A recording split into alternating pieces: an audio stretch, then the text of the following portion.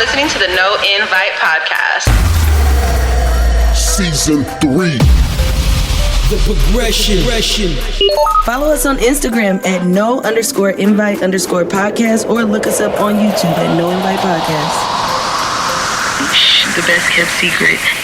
Bang, we back. No Invite Podcast. The most notorious podcast, you know, the podcast with more flavor per puff. And we're here. We got our good friend in the building back again, you know, from his travels all around the world, you know what I mean? Doing what he doing, fighting the good fight. We got Bunny from Dope Flavors in this building. How you doing, sir? What's going on, bro? Man, I'm hyped. I'm hyped today. Today they got me on my shit today. They woke me up early for some bullshit and I've been on ever since. Oh man, but it's not a bad thing. I'm a morning person. You know, I you could say I was programmed to be, but I'm just not a morning for the bullshit person. Yeah, you know what I mean? Don't wake me up right to it. Like ease me in. You know when they say let me have some coffee, let me smoke first. You know that I could give you a level opinion. You know? Hey, if you could put out some fires in the morning though, that's a superpower.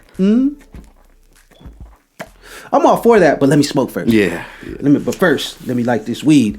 So how you been, bro? Shit, been busy, man. Yeah. Been doing a whole bunch of stuff, you know, promoting the brand, you know, being with my family, you know, finding that balance. Open delivery, you know, really just getting into it, you know.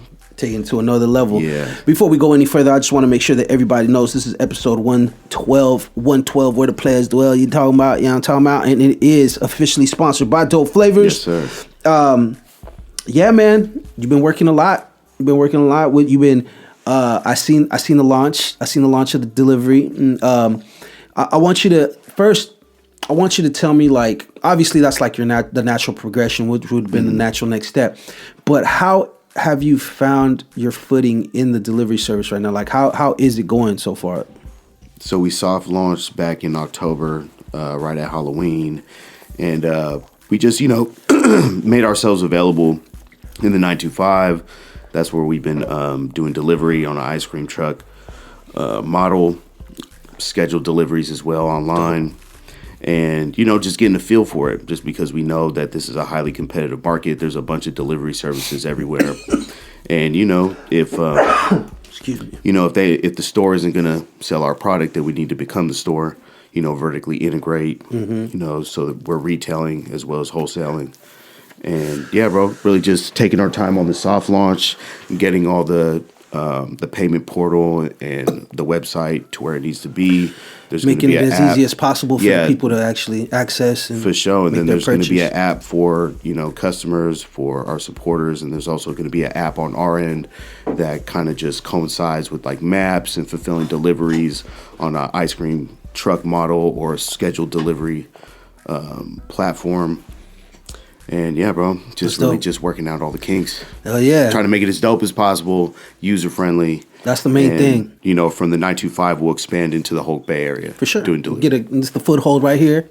Eventually get to that point. Yes, sir. Shit, all right. On some big worm shit, you feel me? Pulling up like what's happening. Yeah. Watch out for the commercials. We got a whole little marketing scheme behind it. That's dope. You know, trying to make it dope for the people. Dope Flavors, man. Dope Flavors.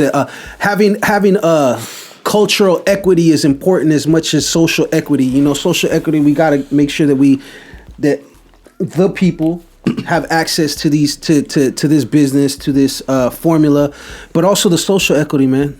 How important do you think that, I'm not social equity, but how important do you think cultural equity is to what you're doing right now? Yeah, you know, I mean, kind of like a first step is know your council, your council, you know, people on, you know, your politics, you know, bug them, you know, see what's being pushed, what initiatives, you know, what needs to be improved. And you really got to organize. You really got to, you know, find those good alliances and really just got to push the policy. Like me, you know, be involved with writing it, putting your ideas out there, conveying it to the right people and to why. And, you know, that could go from persons of color just wanting to be an entrepreneur to, you know, just make sure labor rights. You know, everybody's getting taken care of in insurances when you're working in the cannabis industry or working for FedEx. It's a business. Yeah. It's a business, and you got to do you got to do right. Yeah. Yeah, you got to put in the work. Yeah. Yeah, and we're talking about this off mic, but yeah, I mean, social equity is very important, and cultural equities too. Because I feel like cultural equity, well, social equity is important because you got to stay on the forefront. You know, you got to make sure that the line that you're pushing with this, you know, it is going to forever keep going, and make sure that you are not only locking in a space for yourself, but spaces for other people like yourself. And then in the cultural aspect part, as far as the cultural equity, I think it's important because, you know, let's say Coca-Cola. You know, it's a staple in almost every American's life in one form or another, whether you drink it or not. You see it.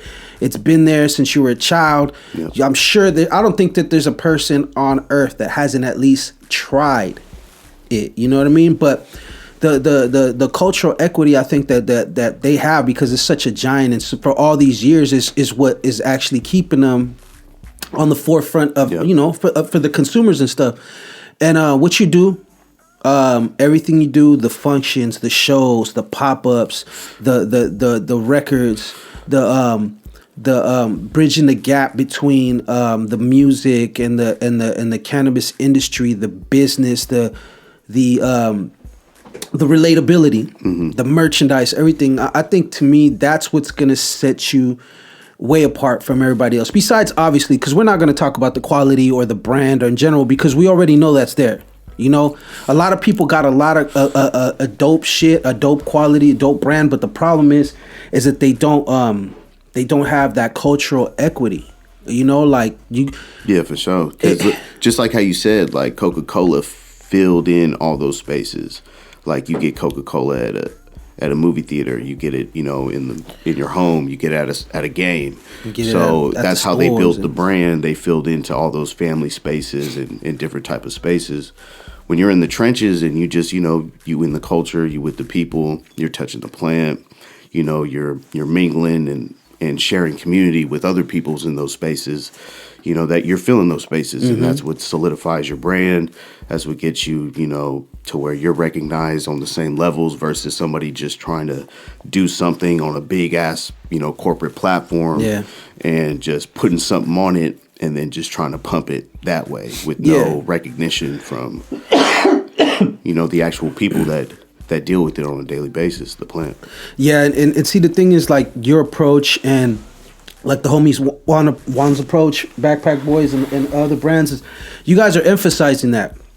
And that's important because a lot of times people see they don't champion their champions because they don't see that relatability. They unfortunately, like, when you're in business and you're achieving stuff and you're moving to a higher level, or you're just trying to push boundaries and barriers and stuff like that, like, people will have an idea of you, or they'll hold you up higher, and then when they meet you, they'll be shocked that you're so cool and down to earth, and they didn't realize that this is who you are, and this is kind of how your brand is. It's like, you know, and for them to be able to have access like that, access to music, access to vlogs, and all the other things that come along with the industry, it that builds, to me, that quality. Like, I know I got a homegirl right now, actually my co-host, Hot Mama. She met you through the pop-up that we had. She met you through there. She pulled up and everything. She supported the one that we had at the Vine. Yep.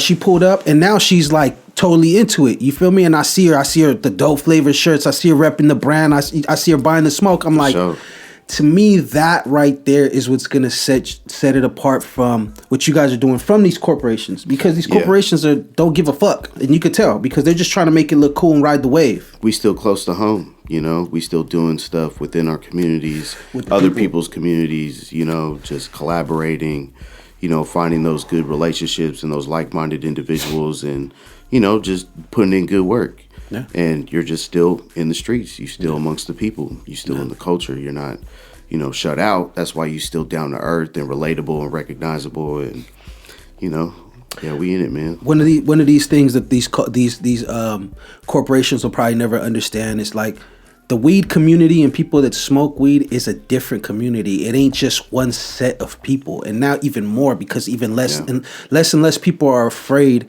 of actually trying it. You know, they see now that it's legit. They see that you could get it somewhere, and it's like yourselves.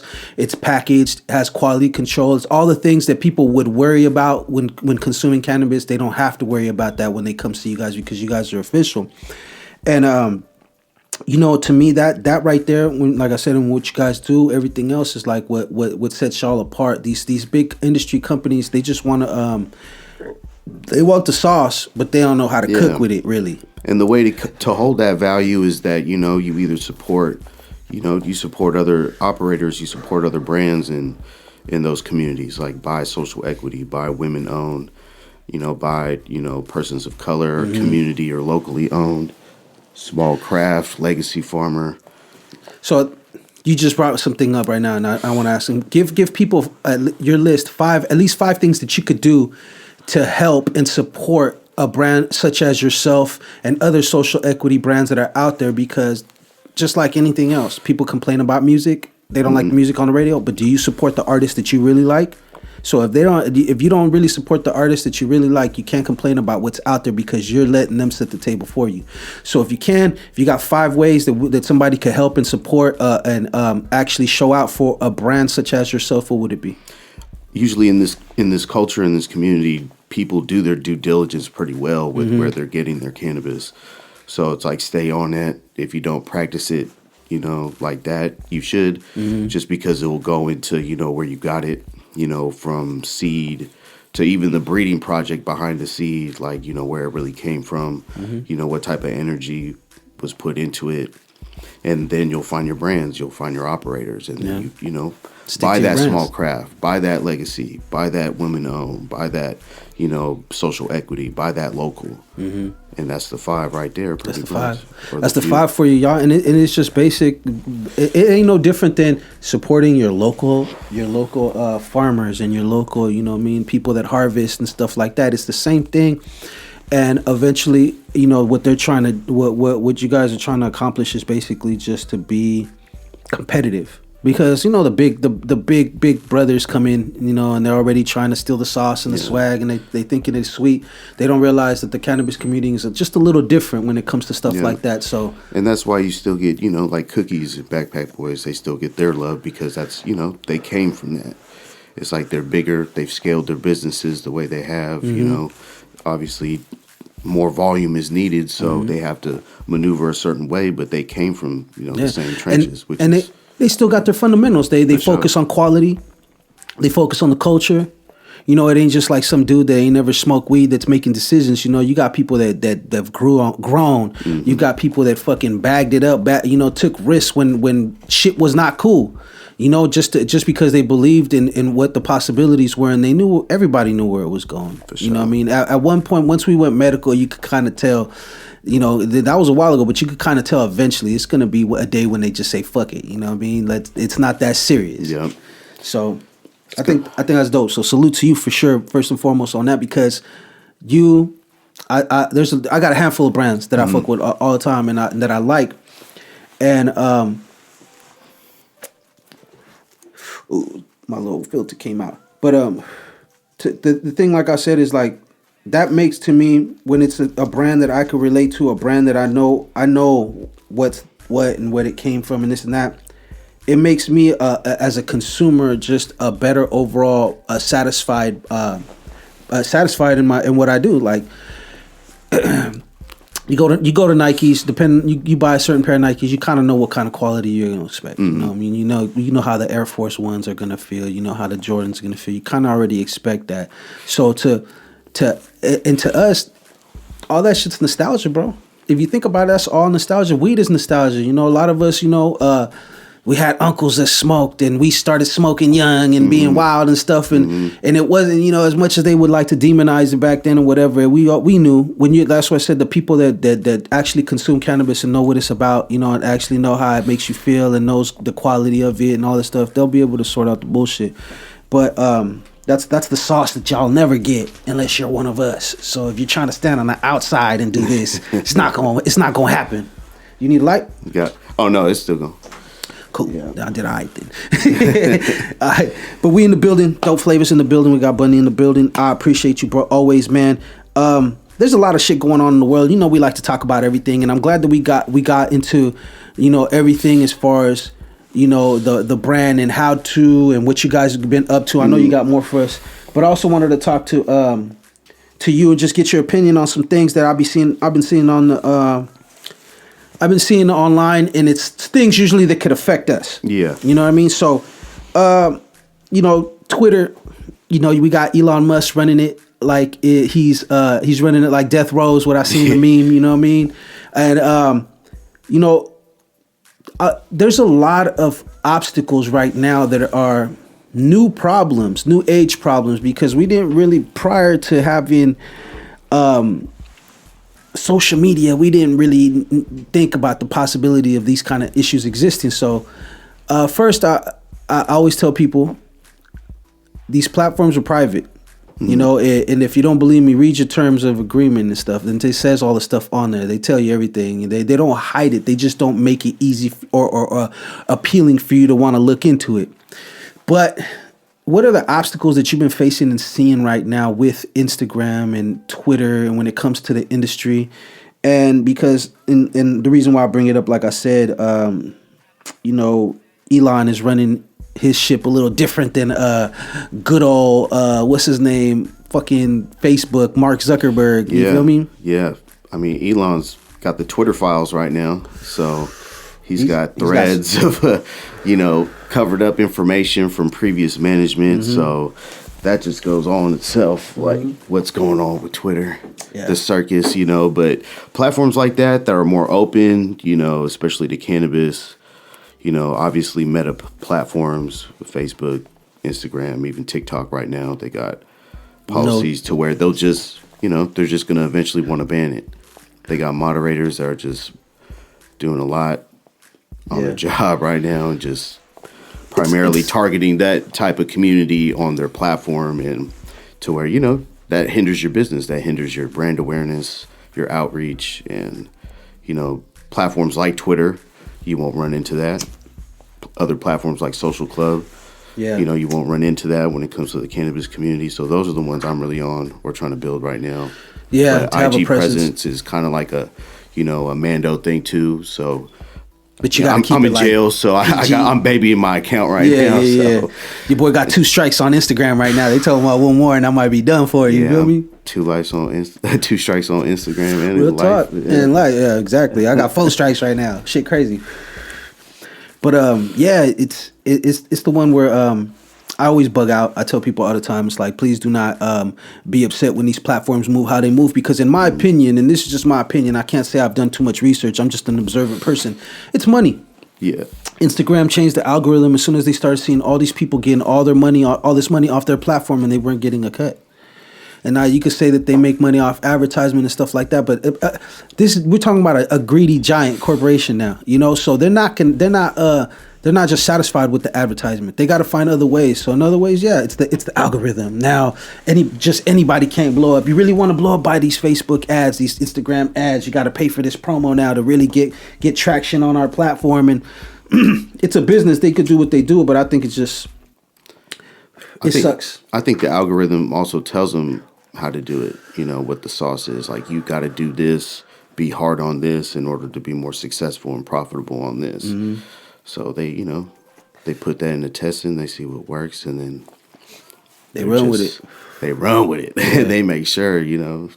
No, that's a fact. You're not going to post this here, or we're going to boot you out. Yeah, and they have their like I said, everybody has an agenda, you know, and that's just life in general, because we all got things we got to do. An agenda don't got to be a bad thing, but you know, I have a set of things that end up the place that I'm trying to do, and I'm trying to get there, and they're there to make money. The same thing with Elon, you know what I mean? Although I respect what he's doing, at least because at least he's not sweating this type of stuff, being hypocritical. My thing that makes me irritated is like, you know, the game's rigged because you see people half naked, you see motherfuckers cussing up a storm and saying all kinds of crazy shit. But if you look at these big platforms, they'll tell you, hey, don't cuss, or we're going your views or your engagement will drop and shit like that. So I just look at it like, man, it's a place you gotta have. It's a tool.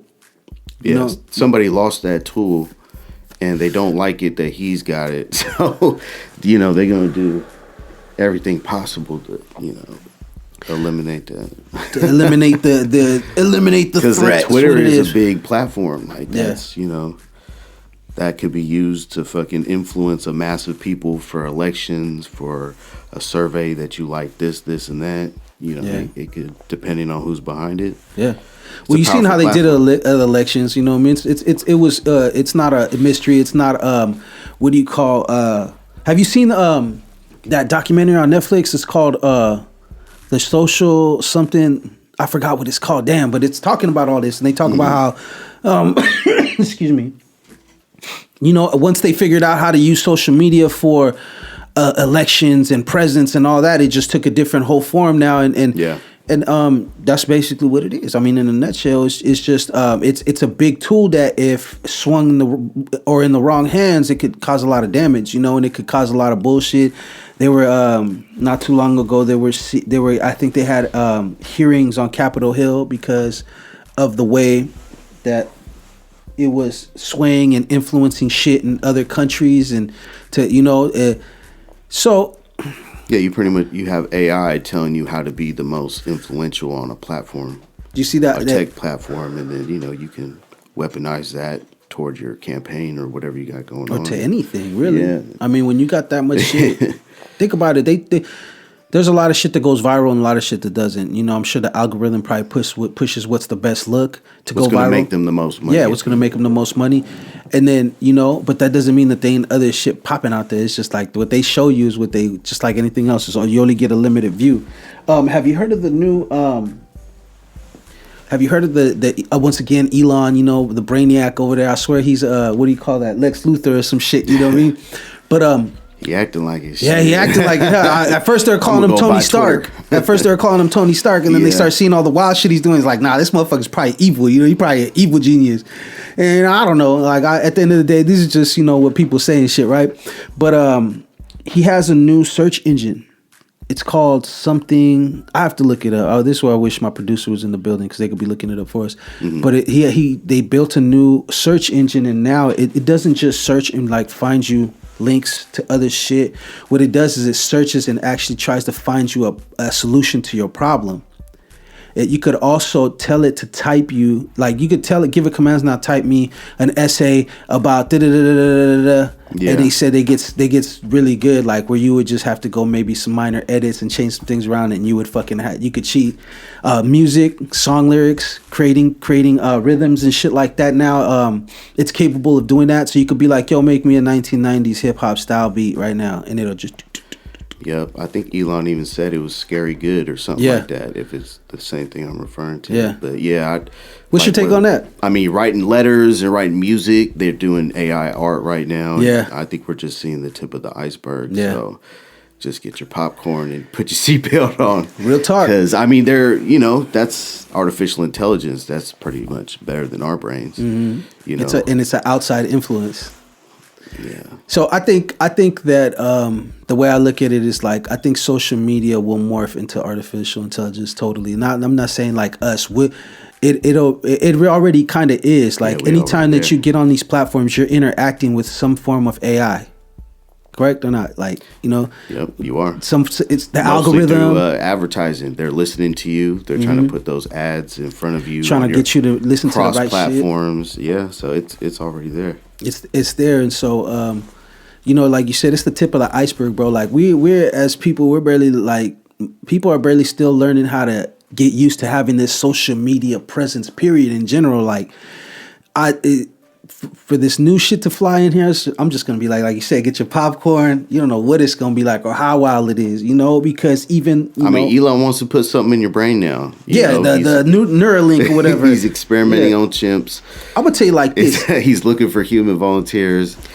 Man, he need to volunteer himself. Since he want to do that, you want to do a neural. I'm never gonna wear one until I see your ass wear one. If you don't wear one, I'll never wear one. And I don't think I'll ever wear one in general. I mean, I don't think I need anything that intuitive. in my mind, like where I could just get shit done, and you know what I mean. It's like future is now. Yeah, like it is though. They're trying to really shift it into, they're trying to do shit like that now. That's which is crazy. We're gonna see shit like that in our lifetime. We're gonna be who knows what it's gonna look like 10, 20 years from now. Yeah. We're part of the generation that's gonna see that's between the lines. Like we're part of that generation that was between pre-internet era and social media era, post. Or during, really, because it's not really, it's not. I don't think we're at the end of that. Like I said, I just feel like it's going to evolve. The social media experience and everything else, the way we deal with it is going to be different because we're going to get different opinions. Like imagine humanity at large has that we know of has had no other outside opinion as far as like, hey, maybe you shouldn't do that, bro. Like, or maybe this is the move. They're trying to ban TikTok now. Yeah, in the United States, and because it's a tool. Like what we're talking about, it's a tool, and they're using it against us because we get what they're saying is they constantly, besides our user information, is not safe, but also what you see in TikTok. There's a thing going on. You see in TikTok in China is different than what you see in TikTok in America. Yeah. We get all the ratchet shit, all the ignorant stuff, all the stuff that's negative, and what I mean by that ratchet shit, negative stuff is just portraying people in a bad image, and perpetuating negative stereotypes. Not because these stereotypes don't exist, but when you pump these stereotypes, it feels like you make people feel that's all there is. Yeah. Like you push that. You don't always show everything, so because of those things, yeah, I mean, they make money off the clickbait, and then they're going to push that over positive, inspiring content that China regulates, and it's made in their country. The data goes back to their government, and they do what they do. So they trying to regulate it. It's so new. They're trying to regulate it now, and it's the Wild West right now when it comes to all that shit, bro. I swear on God, it's the Wild West. Cause private platforms, governments get involved, and because technology is like the third, fourth dimension, whatever. You know what I mean? It's us. We have the physical, we have the spiritual, the mental, and all that stuff. But then now, like you said, to me, it's an outside influence now. Like when we create it, but it's still an other influence. So it could be a great thing. It could be a terrible thing. Who the fuck knows? But it's strong. Yeah. They make it better and better and better. Yeah, that's what I'm saying. And the thing is, like people's like I'm like, look. I'm a positive person, so I could see the good in it because there's a lot of good in in the social media and internet stuff. A lot of good, probably saved millions upon millions of lives just being able to connect and learning how to do things. But just like with anything good, you got to take the bad with it. Yep. So what's on the other hand, and I tell people, I'm like, yo, just know that social media is just a thing. It's not your life. It's not what really matters. Remember that. Stay grounded, because if you get lost in this shit, you get lost in the sauce. You just slide every day, all day, that's forever it. And ever. Slick. You're on a perpetual. What do you call that? What are those things back in the day? You used to run and slide on the grass. What they call it? Slip and slide. Slip and slide. Remember that shit back in the day? They used to run, put in the on the grass. It was never enough grass for you to do it, so you probably get fucked up. Swipe it into tomorrow, and then the next day. Man, 112, excuse me, 112 where the players dwell. You feel me? Old school shit. We here, dope flavors. It's definitely a challenge nowadays, bro, when it comes to all that stuff. But how we choose to maneuver is like anything else. And since we're in the time of the year where it's that season, I don't know. First of all, I don't know what you celebrate or believe in, because everybody's different, and I don't judge if you don't, because a lot of people are like, man, this is a white man holiday and this, that. I'm like, you're right. Like, fucking, we all know the real reason was for Thanksgiving. Everybody knows all the other stuff too. But what's your take on the season right now, man? How do you feel about it? Are you let the kids believe there's Santa, or are you like, hey, there's Santa, but it's brown Santa. It's me. I'm the one that comes in here and buys. I mean, it's like a family tradition, at least for our culture, American culture, whatever you want to call it, and it's really whatever your family, your parents, your grandparents, your great grandparents bestowed on them, and I went with the flow. I'm going with the flow with my family right now, with my son, and trying to keep it as Yeah. holistic and family as possible. We're trying to give But them good. not you see the influences, you see how other people celebrate the holidays, and it's we just incorporate a lot of different things, and I feel like it's a good mix. Yeah, we're obviously we're from Latin heritage, but also that American culture is every culture. America doesn't have a culture because it's made up of everybody else's culture out They here. just want you to spend the money. Yeah, and it's and that's cool too. Like to me, I never get too woke when it comes to that shit. I tell people, I was like, bro, look, okay, I get it. It's some of these holidays are terrible. I use them as moments to be with family and to just appreciate that it's not like however it was back then. Things like that, and to appreciate the people you love. So I don't get too hung up on Thanksgiving. You don't see me like either like just championing it, you know what I mean? To me, it's an opportunity to deal with family. Like I tell people, some people are like, hell no, I don't believe in this shit, fuck that, whatever. I'm like, man, don't, that's cool, you don't believe in it, but don't like not be around your peoples, and not, if they do celebrate it, not them, like be still, that's just what you don't believe. But to me, like I said, it's a time for you to be around your family and be around loved ones, because life is short, and these good moments don't last, so for sure. It's always good to be around the people that you love and appreciate. Yeah, most definitely. And that's that's the core value right there, just Family. reuniting with family. So how do you you do a lot of traveling, huh? Over. How do you feel about right now as far as the how's the airport been treating you, bro? It's cool, man. Like I try to, I be just going at good times. Like I know, even when on the road or just going through an airport, just knowing good times when to go, good companies. Take advantage of miles. Yeah, real talk. Oh yeah, take advantage of all that, man. Yeah, because I've been doing a lot of traveling too, man, and it's the same thing. It's like I was traveling around the Thanksgiving holiday, and I was just like, yo, this shit's crazy. I didn't have a bad experience, but you just, to me, it's like when you see people there in the airport and stuff, and they're like in go mode. All of them, they're like ready to go.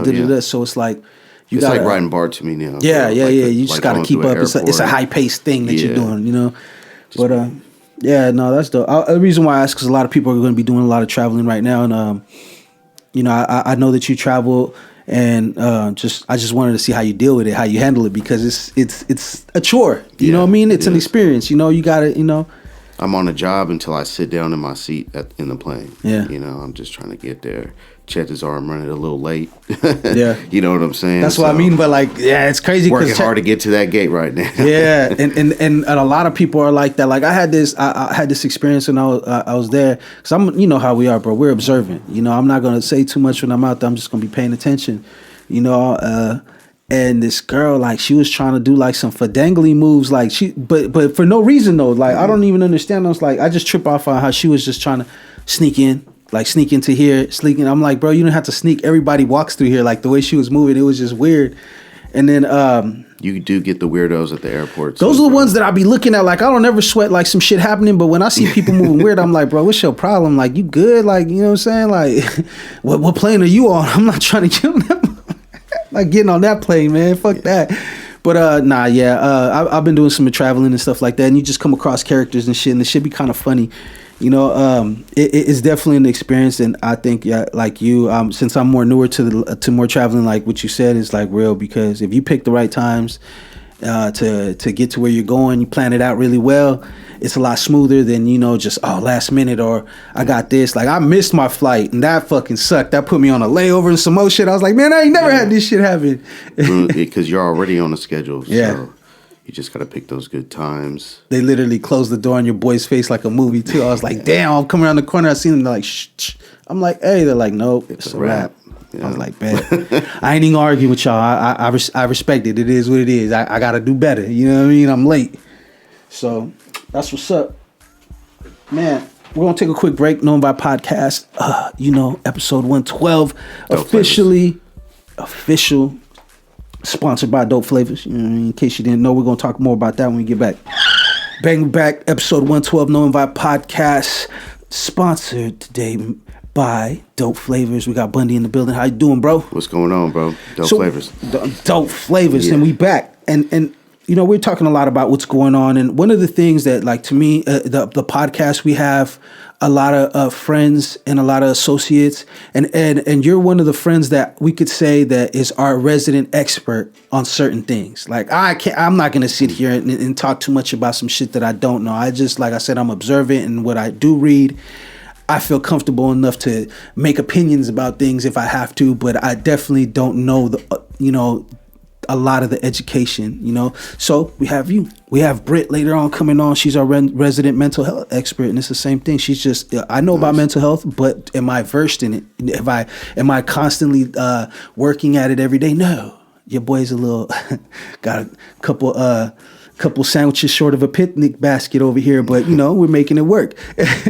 So either way, I want you to give me your current state as far as the cannabis industry. Like, how do you feel about it right now? What's to come, and what can we expect? I really just feel, you stick with, the local, the legacy, stick with, women-owned, persons of color, locally owned, and that's a close-knit community, competing with giants in the industry. And it's not even descheduled yet, so when you have interstate commerce and you're able to import, export, products from the country into neighboring countries or what have you, that's what's going to come. That's like so you got to be thinking on a grander scale future, while you're pretty much, paying bills and expanding your brand and getting pretty much ready on the grind. Yeah. So that's what I would be thinking about, and just really just putting in that work into the brand, making that personal connection with your audience, with your customer, with, others in the community. And that's what's going to, make you different from people trying to figure out the sauce, which are a lot of people are just trying to hop it in, hop in their brand, hop in their face on a bag. And, the people are going to see the difference. Yeah, and we were saying off mic, which sometimes I feel like we shouldn't cut the mic off because we'd be saying some shit that really is very poignant and should be on the podcast. But we'll try to get in there. But what we were saying before is, like, it's important for the consumer to know where their dollars are not only valued, For sure, but also appreciated and needed. The consumer, is always gonna help drive what it's the motor to what we're doing. We need the consumer to be firing, and we got to give them the gas. Literally, you know what I'm saying? Got to give them the gas. And they're already kind of good at doing that. Like I said, mentioned before, they do their due diligence on the brand. Pretty much from the seed to the breeding projects to what they get in their bags when they buy it at the store. So shout out to them, because those are the ones that are going to know your brand. Those are the ones that are going to be coming to get that dope at the end of the day. They're gonna have they get that consistency. That security, yeah. And they're gonna, enjoy other brands that are like-minded and pretty much have the same core values. In what they do. Yeah, because I mean, you could have what's it called? You could have Oreos in the cabinet, and you could have fucking Chips Ahoy in the other one. You know what I mean? So people are always gonna have their brands, and it to be on somebody's brand list is what you want to be. Basically, you want to know that we're a brand. And we consistently give people, and they come back and they appreciate it, and they know that what they're getting, which is important. And it is important, like for them to support these brands, because my thing is, just like anything else when it comes to the industry, when it comes to the music or whatever, if you appreciate these things and you really want to see them at the forefront of what they're doing, then, as a consumer, you have to appreciate that, and understand that that's probably where your money and your best interest is a community-based brand, somebody that's like you, that knows, the ups and downs and knows what it's like to be in this industry, Yeah, so you also got to take that also to other communities as well. Exactly. Like, you got to hop on a flight, you got to take it to another town, another city, break bread, share in, whatever anybody else got going on, rub elbows and be a part of it. Yeah, because you don't got that, that pipeline to put media on your brand, like really push it like real labels and industry to like what it does. So, you actually got to put in that footwork and Yeah, get it you got to out build there. the other branches off. You know what I mean, and start there. And yeah, man. How do you feel about just overall in general how things are coming along for brands in general and just the industry now that the corporations are really starting to kick their shit up more? I mean, obviously they're trying to, see us fail, eat us all up, or, just want people to fold. So, they do what they do, but as long as you're consistent,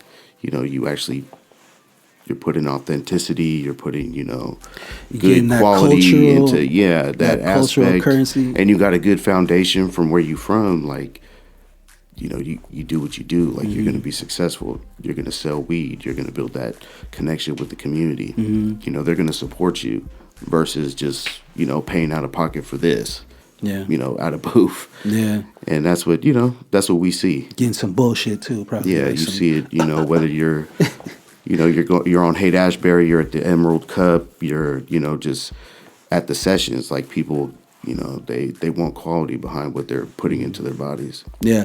And this is another cool thing that I like is like you guys put it all out there, right? So at any time somebody that consumes, they know, like we said, everything, like you said, from seed all the way to packaging and wherever, distribution, wherever it goes.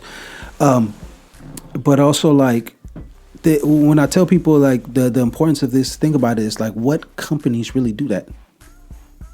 Like, they'll tell you, okay, we make it here, make it there. Like, you guys, they're actually able to come reach out and speak to you personally, speak to people that are representing the brand, and that they know what can into it. They could actually talk. Like, you could Google shit. Like, you could Google shit about Kellogg's, where do I go see Kellogg's and go holler at them and be like, what up? You go to local restaurants. You go to local food joints. Exactly. Maybe know the family behind the company. They're making fire. I'm seeing them once a week, twice a week, maybe. Yeah. And, it's the same thing. It's the same type of marketing, the same type of connection. Yeah. Like, this is what we got going on. We're dropping new flavors. There's a selection. We're delivering it to you now. You can get it in these stores. That's dope, man. Gotta keep that dope burning, you feel me? We're keeping it moving like we always do. No Invite Podcast, bro. It's like right now, as we speak, it's so much changing with the industry in general. Like I can't keep up, and I'm sure that it's probably moving fast for you guys too as well. But you guys are in it, so it's different. Like, you guys can stay on top of it. What is your biggest challenge right now moving forward? Really just managing time. Like, we want to always be doing something, always be on our feet.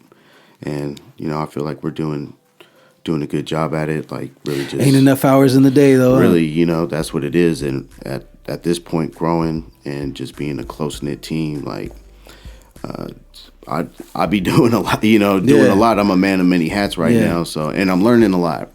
So I really want to learn it from the ground up. So there's a lot of time invested into that, learning how to do this on your own, whether it's taxes or, anything, just on sales or actually doing outreach yourself, doing some walk-ins.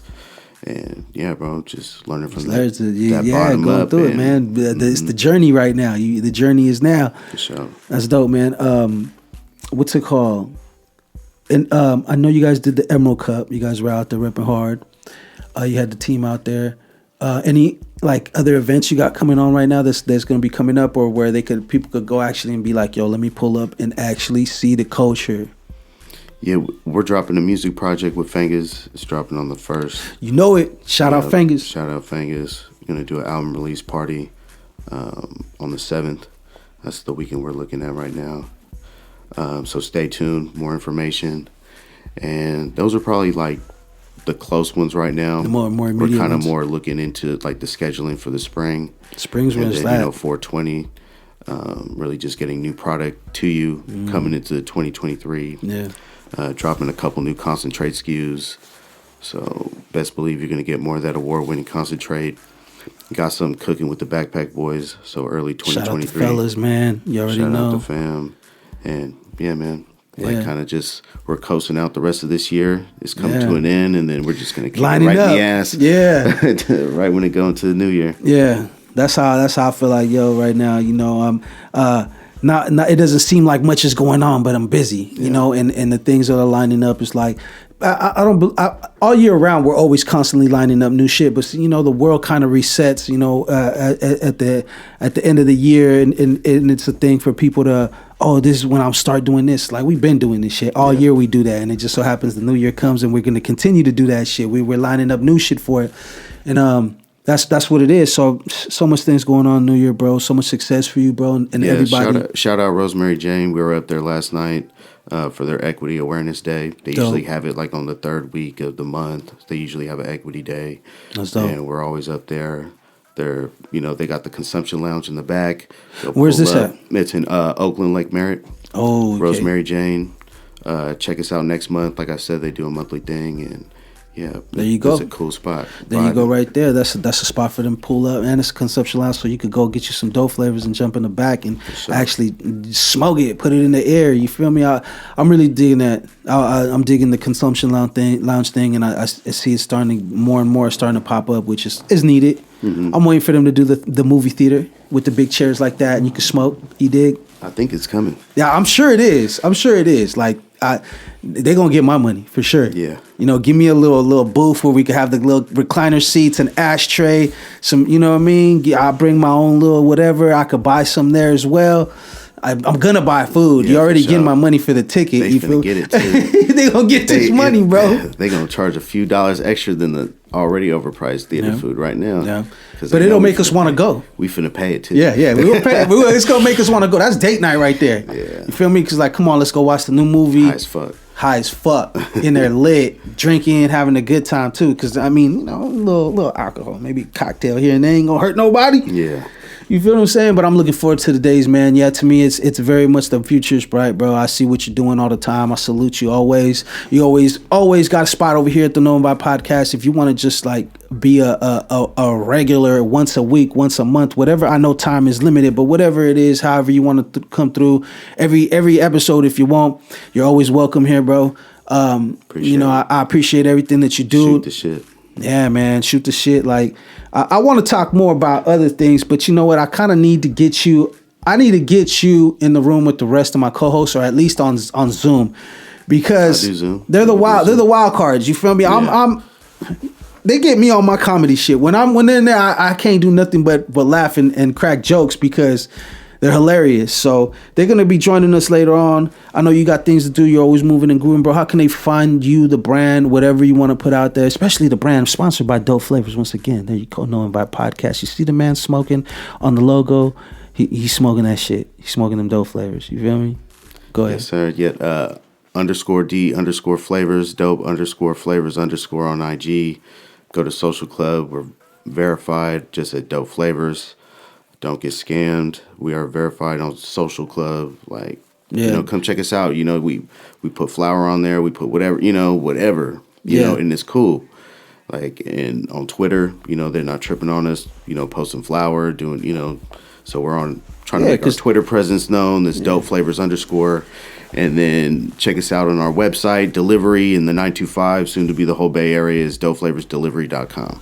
Dope Flavors, yeah. And see, yeah, bro, with everything is like now is like, don't get it fucked up, y'all. You're not gonna get none of this shit online. So that's an easy way to avoid getting scammed. The only thing you're gonna get on social media and shit like that, you could get this merch. Mm-hmm. You feel me? You could get some game on there maybe. But if you motherfucker talking about, I got this for the low in your DM, that's not him. Just know that. dopeflavorstore.com. We'll have the merch website up next delivery week. If you're in the area, you know what I'm saying, you're in the 925 area, they got delivery as well. And like I said, you know, dude, nobody is going to be soliciting your fucking business. So that's how you know, that's how you avoid from getting scammed. If you want something, go find it. You dig what I'm saying? You know, the guy, follow the accounts, he's showing you where to go. Be smart, people. You know, I've seen internet, and you know, this is the internet, so we can't even tell. It's the graphic designers right now. They're taking. Yeah. Oh, yeah. Those are the. They got a whole thing going on. I'm gonna give you guys a hack too, and not everybody and not all accounts do it, but there's a thing on Instagram where you could click on it and it tells you where is this account based in. Mm-hmm. And you get all the scamming countries. You get all the countries that scamming, India, Nigeria and stuff like that. No shot to people in general, but we know that's an industry out there. You dig what I'm saying? That criminal industry. That's just what it is. It's kind of like a fat call center of scammers. The scammers, like you see the ones in India and then you see the ones like in Nigeria and stuff. And the account it'll tell you where this account is based out of. So I'm like, yo, you can't be Dope Flavors if you're based in Nigeria. You can't be Dope Flavors you're based in India. That shit don't even sound right. You dig what I'm saying? Like there's no need for that. So that's another way for y'all to filter out spam followers. I know if you got a problem on it, you know how Instagram is. We're not even going to put our conspiracy hat on today and get into the shit and tell you what we really feel about it or what we think. We're gonna keep it moving.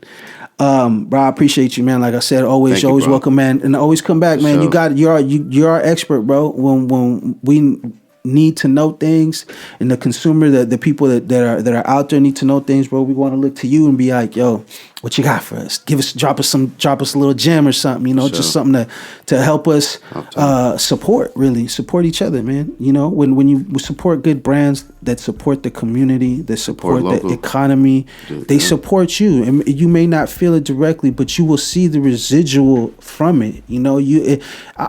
I always like to fuck with the home team, period, bro. There's too many talented people, and I'm just putting it on my thing as far as music and creativity. There's a lot of talented people out here I like to collab and work with, and if I'm gonna get a service or a product, if I could put the money in their pocket first, I will.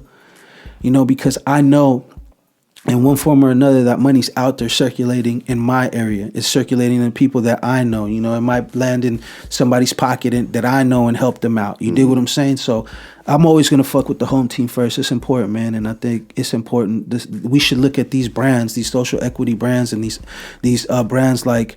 Even our big brands like Backpack Boys, we should look at them like that. We should look at them like, yo, this is for us. Like this is us for the people. You dig what I'm saying? And really get behind it, bro. We're gonna call it. We got the rest of the crew coming through later in a little bit, so we'll be back in a little bit. So no invite.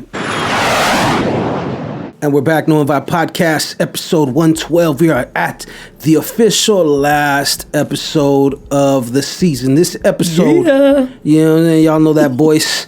This episode is brought to you by Dope Flavors. Brought to you in part by Dope Flavors, their official sponsor of the No Invite Podcast, episode 112. The last episode, we just had Bundy from Dope Flavors, our resident cannabis expert.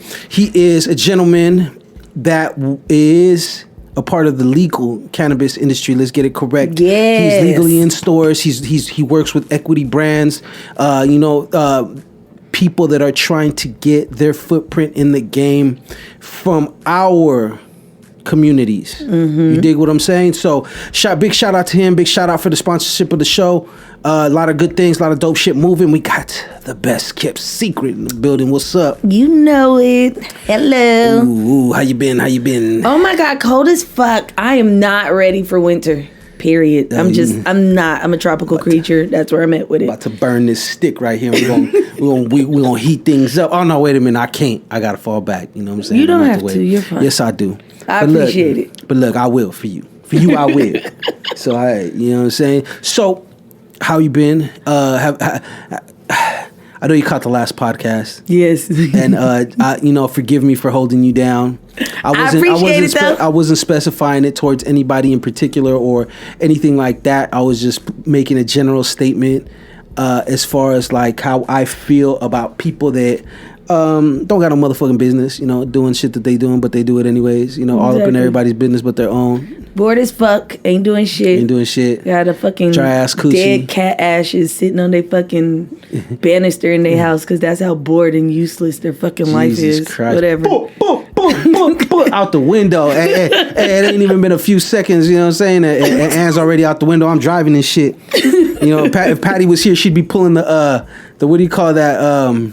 The tray. She'd be like, let me out. Right. I don't want no parts, please let me out. Cause I'm Doughboy. You feel me? But so look, it's good to have you back. I know we couldn't get you in last week. There's no hot mama this week. She is down with the sickness. So I don't know what it is or what she got or whatever, but she got it. The virus. she I don't think it's the Rona. I think she just got, because there's some nasty shit. Remember we were talking about that like a couple weeks ago. There's some shit going on. Like it's rolling around out there, and a lot of y'all motherfuckers still ain't washing your hands properly. Like y'all done got on the COVID shit, forgot all the protocols and everything. They said they even opening up what's it called, hospitals are starting to get filled back up. Mm-hmm. So it's that time of so first of all, it's that time of the season. Plus, you also got to think, right? The flu was killing people way before Corona was. Way before. So for all y'all youngsters that don't know nothing about that, go ahead. They're like, the flu, what? They're like, what is that? Especially if we call it by its real name, we say the influenza. They'll be like, what the fuck is that? Jesus Christ, sound like a fire mixtape. Oh my God! Guess what I found out? So, I told y'all I really believe I can't catch COVID. It's just a thing. I don't get sick often. I ain't never caught it. My kids done caught it, but I have not.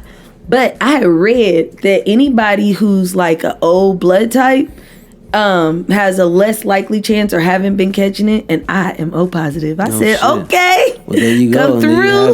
This rare blood flowing through my veins. Yeah. Let me get a shot of that. I need that. You know what I mean? So you're the answer. You're the cure. I'm the cure. The best kept secret, the cure. You feel me? But I was like, that's a real thing. I believe it. It's strange how a lot of shit with Corona involved, it's different, and it affects people so many different ways. Like, you notice that? Like it's not your typical, like a flu virus affects you certain ways. You know, it could get you pneumonia and you could die. You know, if your temperature goes up too high or whatever. But that's like,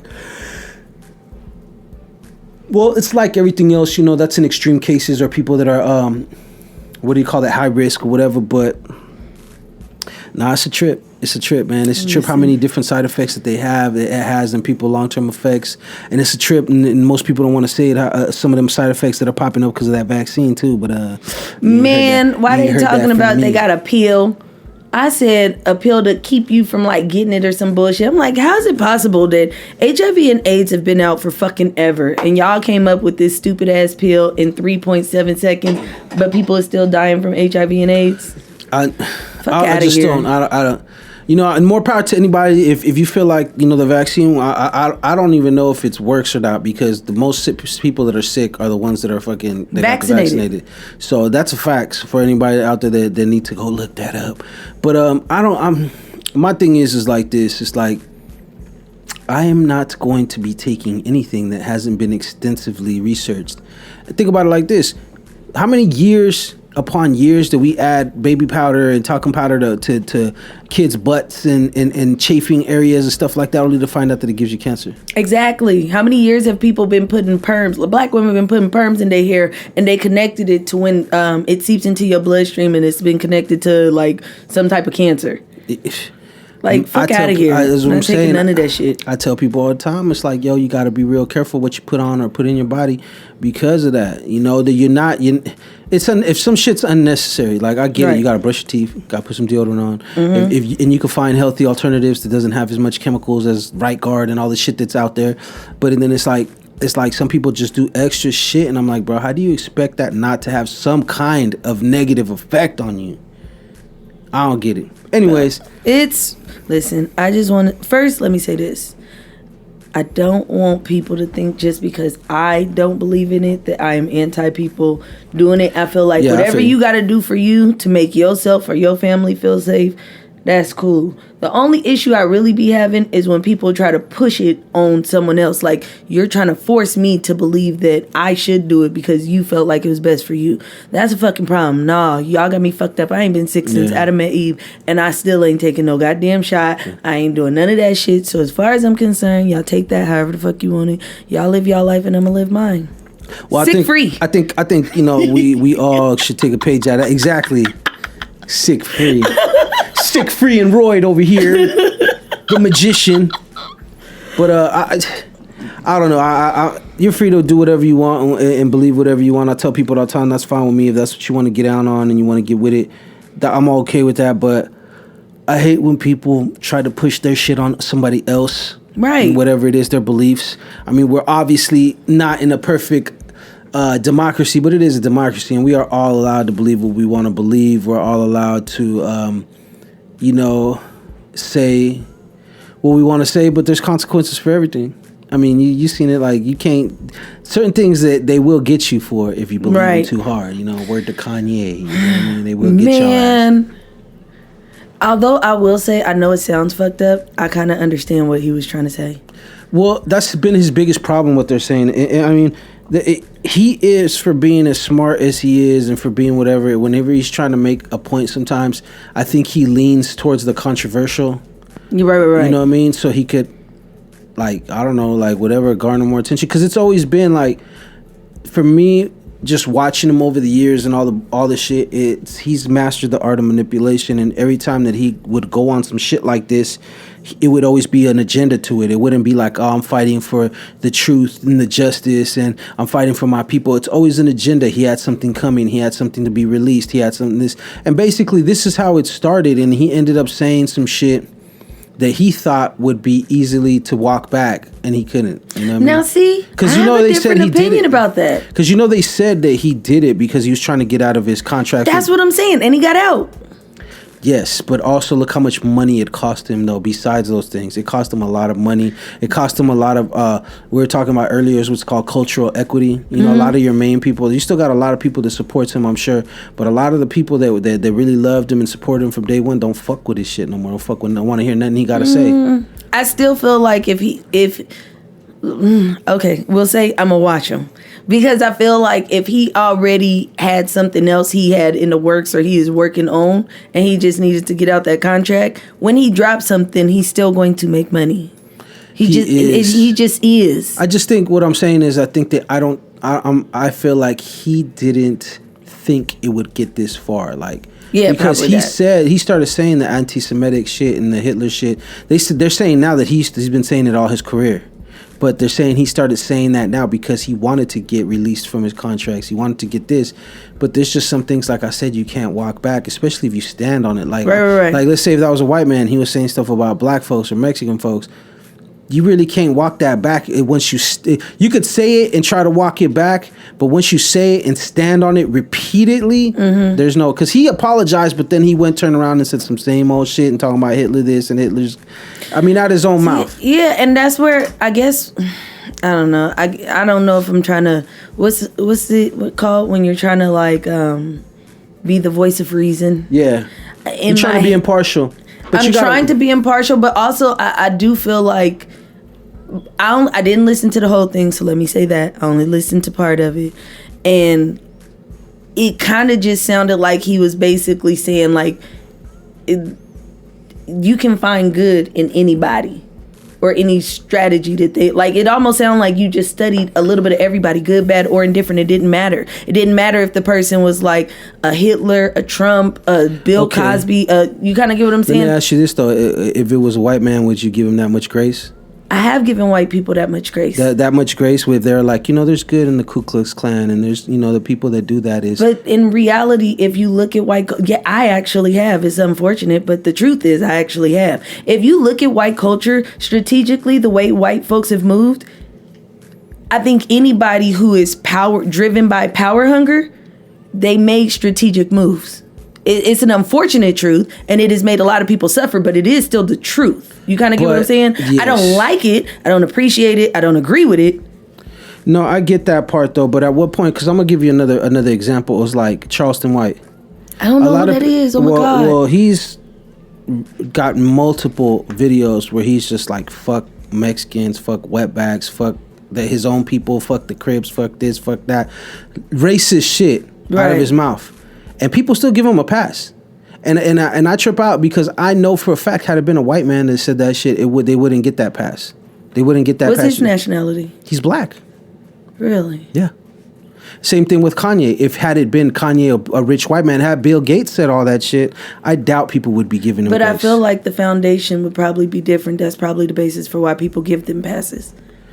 I'm gonna tell you like this. Now, is it I'm gonna tell you right? like this. No, I'm not saying this No. right. I'm not saying that. Everybody's entitled to opinion, but what I'm saying is it's really it's hypocritical, is what it is. Because you say that you're against racism, but then you support a racist. And I don't subscribe to the theory that black folks and Mexican folks can't be racist. That to me, that's bullshit. Because I've seen it. See, I do. I believe that we can't be racist, but we could be prejudiced because we can't make changes in people's lives. So there's a difference. Yeah, I do think we could be prejudiced. I don't think we could be racist. I think we could be both, to be honest with you, because there's a difference between the two. Right. And I've seen it from my own people towards my own people and towards other people, and I've seen it. I've clearly seen a lot of that shit. You know, prison is a microcosm of society. It's not like all society, but it does have its similarities between it because it's a small version of it.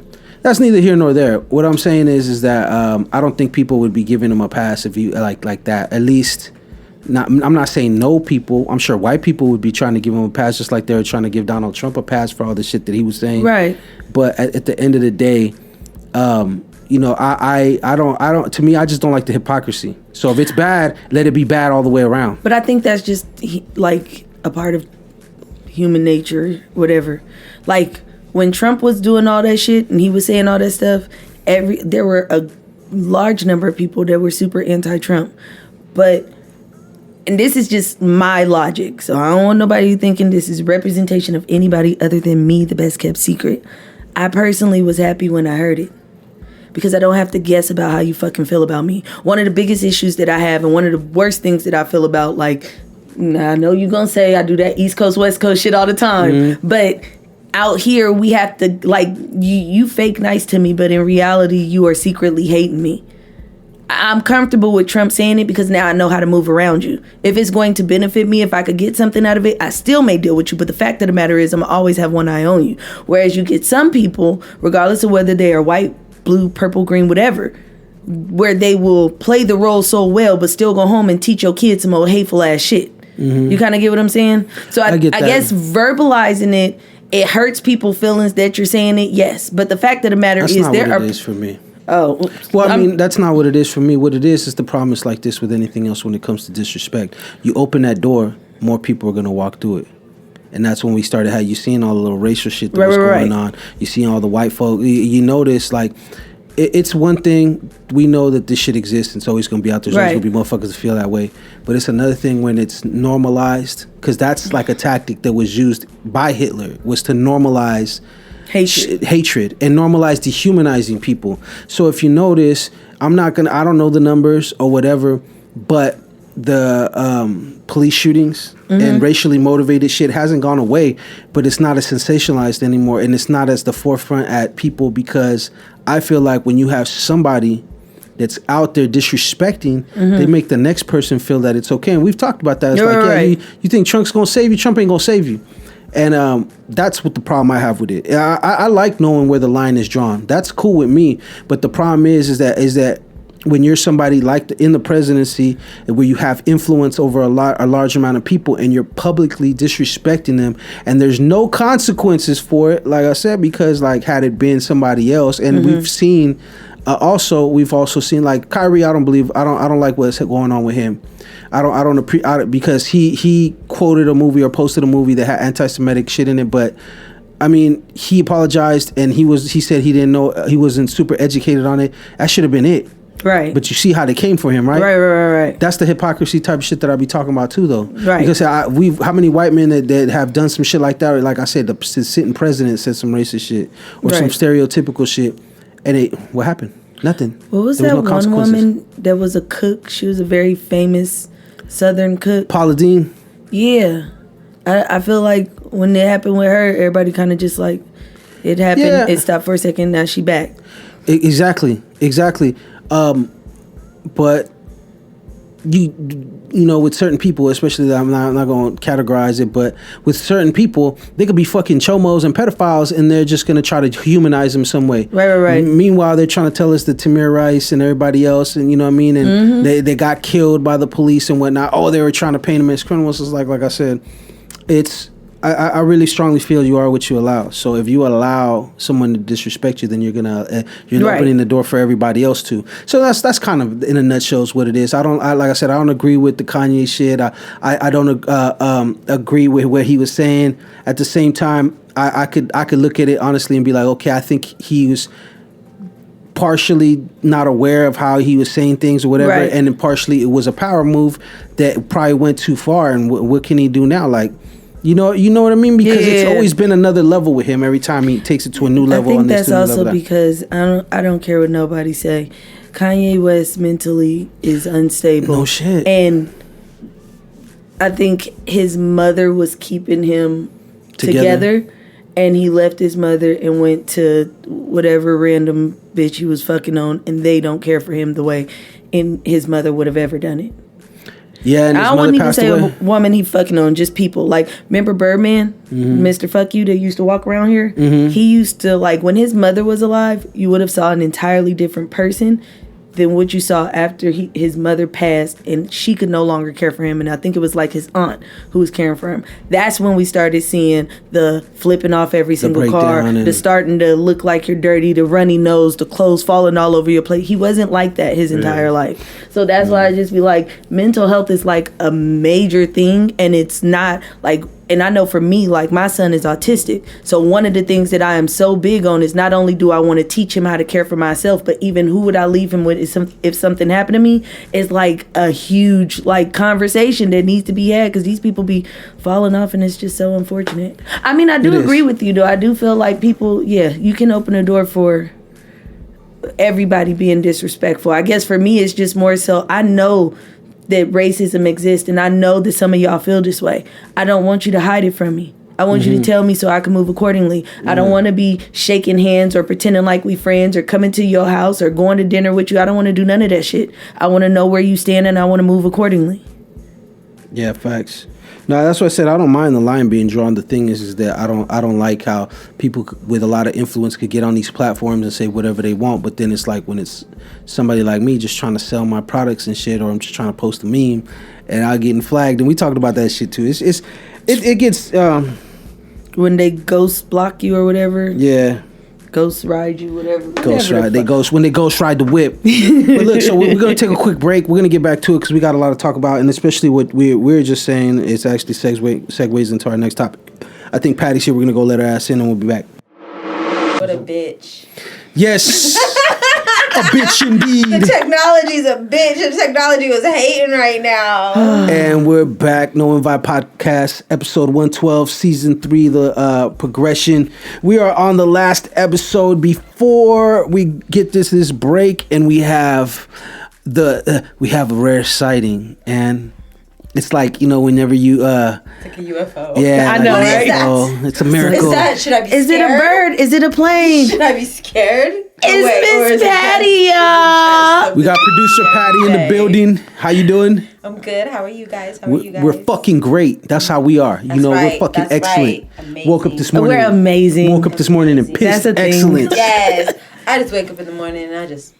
I don't know about that. This morning, these kids had me fucked up. They did. That doesn't mean it wasn't excellent parenting. It was. You know what? I think sometimes a swift hand is the excellence in parenting. Listen, I think it wasn't carried out with excellence. It was. They were super cold, and I'm like, "We're going to a homeless encampment. You're fucking ungrateful." Then we got out there, and they're like, "Mom." Okay, so people live out here? Yes, they do. Where'd you take where do they take a bath? Where do they get their water? Listen, we right by the Antioch Marina. I guess they drink it out the marina. I don't know. You want to jump in the marina to figure out how cold it is, or to figure out what it feels like to take a bath in it? Yeah. My kids are like, my son was like, well, why don't they just get a house? He said it like so, like he doesn't. Because he didn't know. Yeah, he didn't know. No, he really didn't. And that's why I'm realizing, like, okay, we have to start doing more moments like this, because I just asked you to clean up, and he's like, why would I clean up when the maid is coming? Excuse you?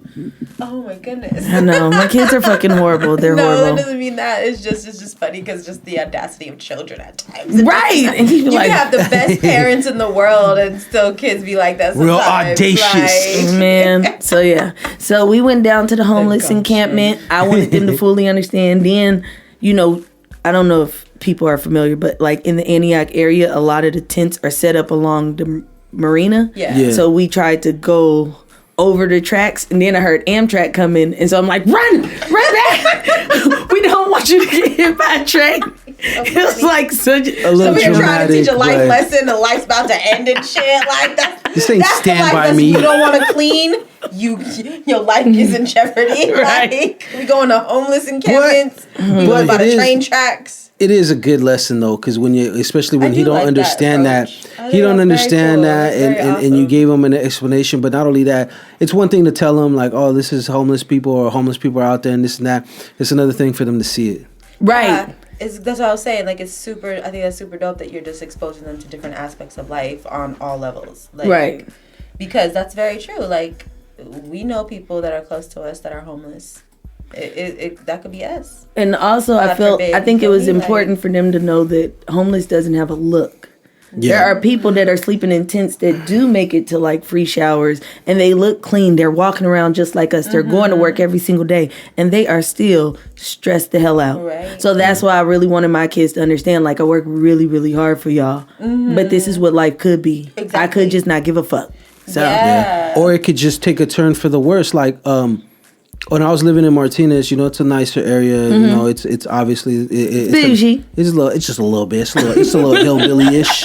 It's a little hillbilly bougie, but it's whatever. You know, Trump flags out there all everywhere you go. Oh, but of course. but it's Trump country. But the thing that I showed my son, so it was like a perfect way to kind of like do the same thing. You know, he was in trouble, and I had to give him some what you call some game. You feel me? Mm-hmm. You know what I'm saying? A little bit of I don't know. But yeah, we're gonna omit that from the podcast. But no, so yeah, he was acting up. He was in trouble. I took his stuff away, and he wasn't feeling it. And I noticed, you know, there was a family every day would pull up and park right across the street from where our apartments were. In a minivan, not newborn, but like 6 months, baby, and a little. You could tell like maybe like a preschooler. They lived in their van. Mm-hmm. And they were not. They didn't look like it. No. The van was new, brand new. They looked put together. No one looked like they were on drugs. They just looked like they probably something happened. They couldn't afford where they were at because they would every morning they drive off like they were going to work. I'm sure they probably go take their kids to daycare or whatever it is they had to do, and they would head off to work. So you never really know how you could land in that situation. Yeah. You never know what could happen. You think, oh, not me. And some people are, for the most part, are insulated from that. But at the same time, there's just sometimes life is a motherfucker. Yeah. And Right. life will do a 180 on your ass. And you think that this is what it is and this is the direction you're going. And boom, next thing you know. Easily for things to change. Like, that's what happened with my mom and my dad. Like, my dad and my mom, they're in love. They're together and everything like that. But my dad passed away out of nowhere. He was the breadwinner for the most part. My mom didn't know what to do. Yeah. Thank God we had some help and we were blessed and things like that. But like we never had to be homeless in that sort of sense at that point. But it wasn't because of bad decisions in a sense. Mm-hmm.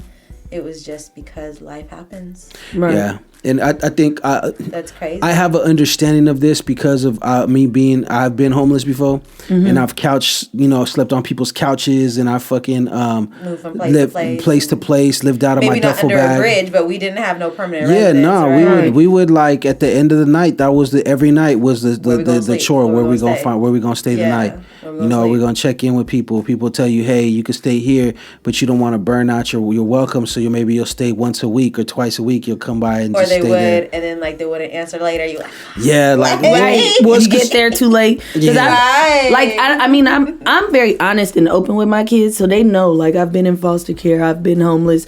Hell, at one point, me, my husband, and my baby was homeless for like a month and a half. Couldn't figure it out. It was just like, man, listen, Shit you just still got to happens. take them to daycare. You still got to, and that's why I keep trying to explain to them, like, enjoy being a kid while you can.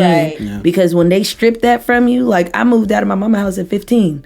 Once that childhood was stripped from me, That was I've been it. on go ever Yeah. since then. Never Same That shit thing. is I've been on my own yeah. Yeah. That's probably why I'm so fucking immature now, because I feel like fucking took that from I me. didn't have a childhood. No, that's true. It's called arrested development. development. Oh my God, there's a word for it? Yeah, Oh, okay. it's like when some sort of, God forbid, like trauma happens, you kind of get stagnant in that era. Like, that's kind of what I think what happened with Michael Jackson.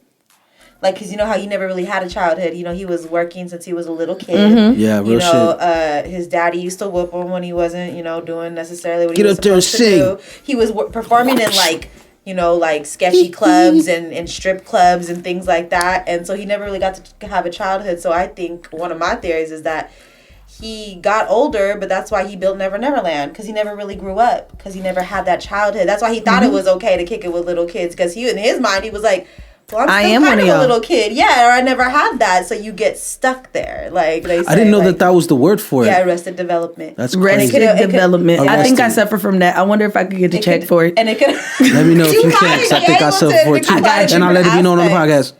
It could apply this to law like right your romantic life, your upbringing, your childhood, like how you grew, like finances, or just trauma in general. Like, yeah, it's interesting. I forgot how much, like, just random knowledge is just sitting in Patty's head. Like, just hella random. Just like, a weirdo, just did you know? Well, when you travel the world as a multi-billion dollar, you know what I'm saying, CEO, Fortune 500, capitalistic fucking do-gooder, because that's what she is. She's not out there the bad capitalism. She's out there saving the world, y'all. One person, one party, Yes. one plane at a time. And then, Patty, save me.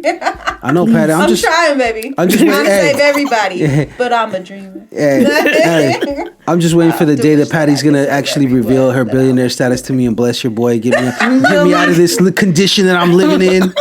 Scoop me up out of here. He's barely getting by. Like Right. he's barely scraping by. I'm glad you recognize that, Patty. I'll be waiting for your invitation to the. He's doing so you know what I mean, bad. to the He needs next someone to award save show. him. He's fine. He's okay. I think it's funny because we joke around about this shit, but it's like we are definitely people that know that nobody is coming to save us. We've kind of already realized that we have to do this shit on our own. If it doesn't start with us, then we're never gonna get what we want. Yeah. And we learned that early from being Right. on our From own. being young. independent early. Exactly. Because it's like if you don't work, you don't eat. Yeah. Basically. Very simple. And also, so there is a book, right? I actually just recently ordered it, and it's called Nobody's Going to Save You. My mentor, That's right. who And it got Captain Save-A-Ho on the cover. Like, bitch. my You mentor, bitch. who is like I told y'all, her social media name is Six Figure Spy Chick. I think she's 7 figures now though, but Okay. she is the Figure it author. out. Or maybe one of the authors. I haven't read the book yet because I haven't gotten it. So, but that's actually the name of the book. And one of the things that she talks about is how she got it out the mud. And I think that's where a lot of people be confused. And people will see like social media or whatever, and they feel like, oh, our life's is good, it's cool. No, like we really had to grind for this shit. This shit ain't coming like just no easy. That's part of the reason why I took my kids, because I wanted them to understand like when I was in high school, I was 15 years old and I was working at I was working at KFC. I was working at a kettle corn place. Then as soon as I turned 18, I was working at Victoria's Secret. I was still going to high school full time, and I was taking college courses. I was living in Concord at my grandmother's house, and I was getting on the bus and a BART coming all the way back to Pittsburgh to actually work and going to school at Antioch High.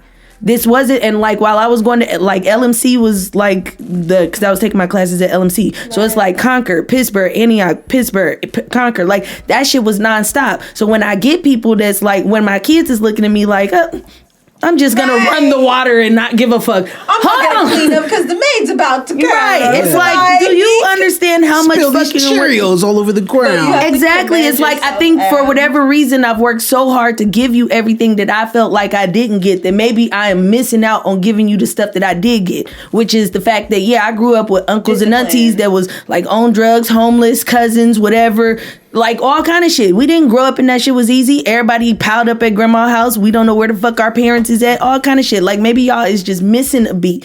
And I don't want y'all to miss shit. I want y'all to be hard workers. I think it's just hard in general for parents to, because I always see that there's this like sort of like tug of war where parents want to provide their children with what they didn't have. Of course, they want to give their children something that they didn't have. They want them to be able to do better. At the same time, they struggle with also teaching them the value of hard work. Right.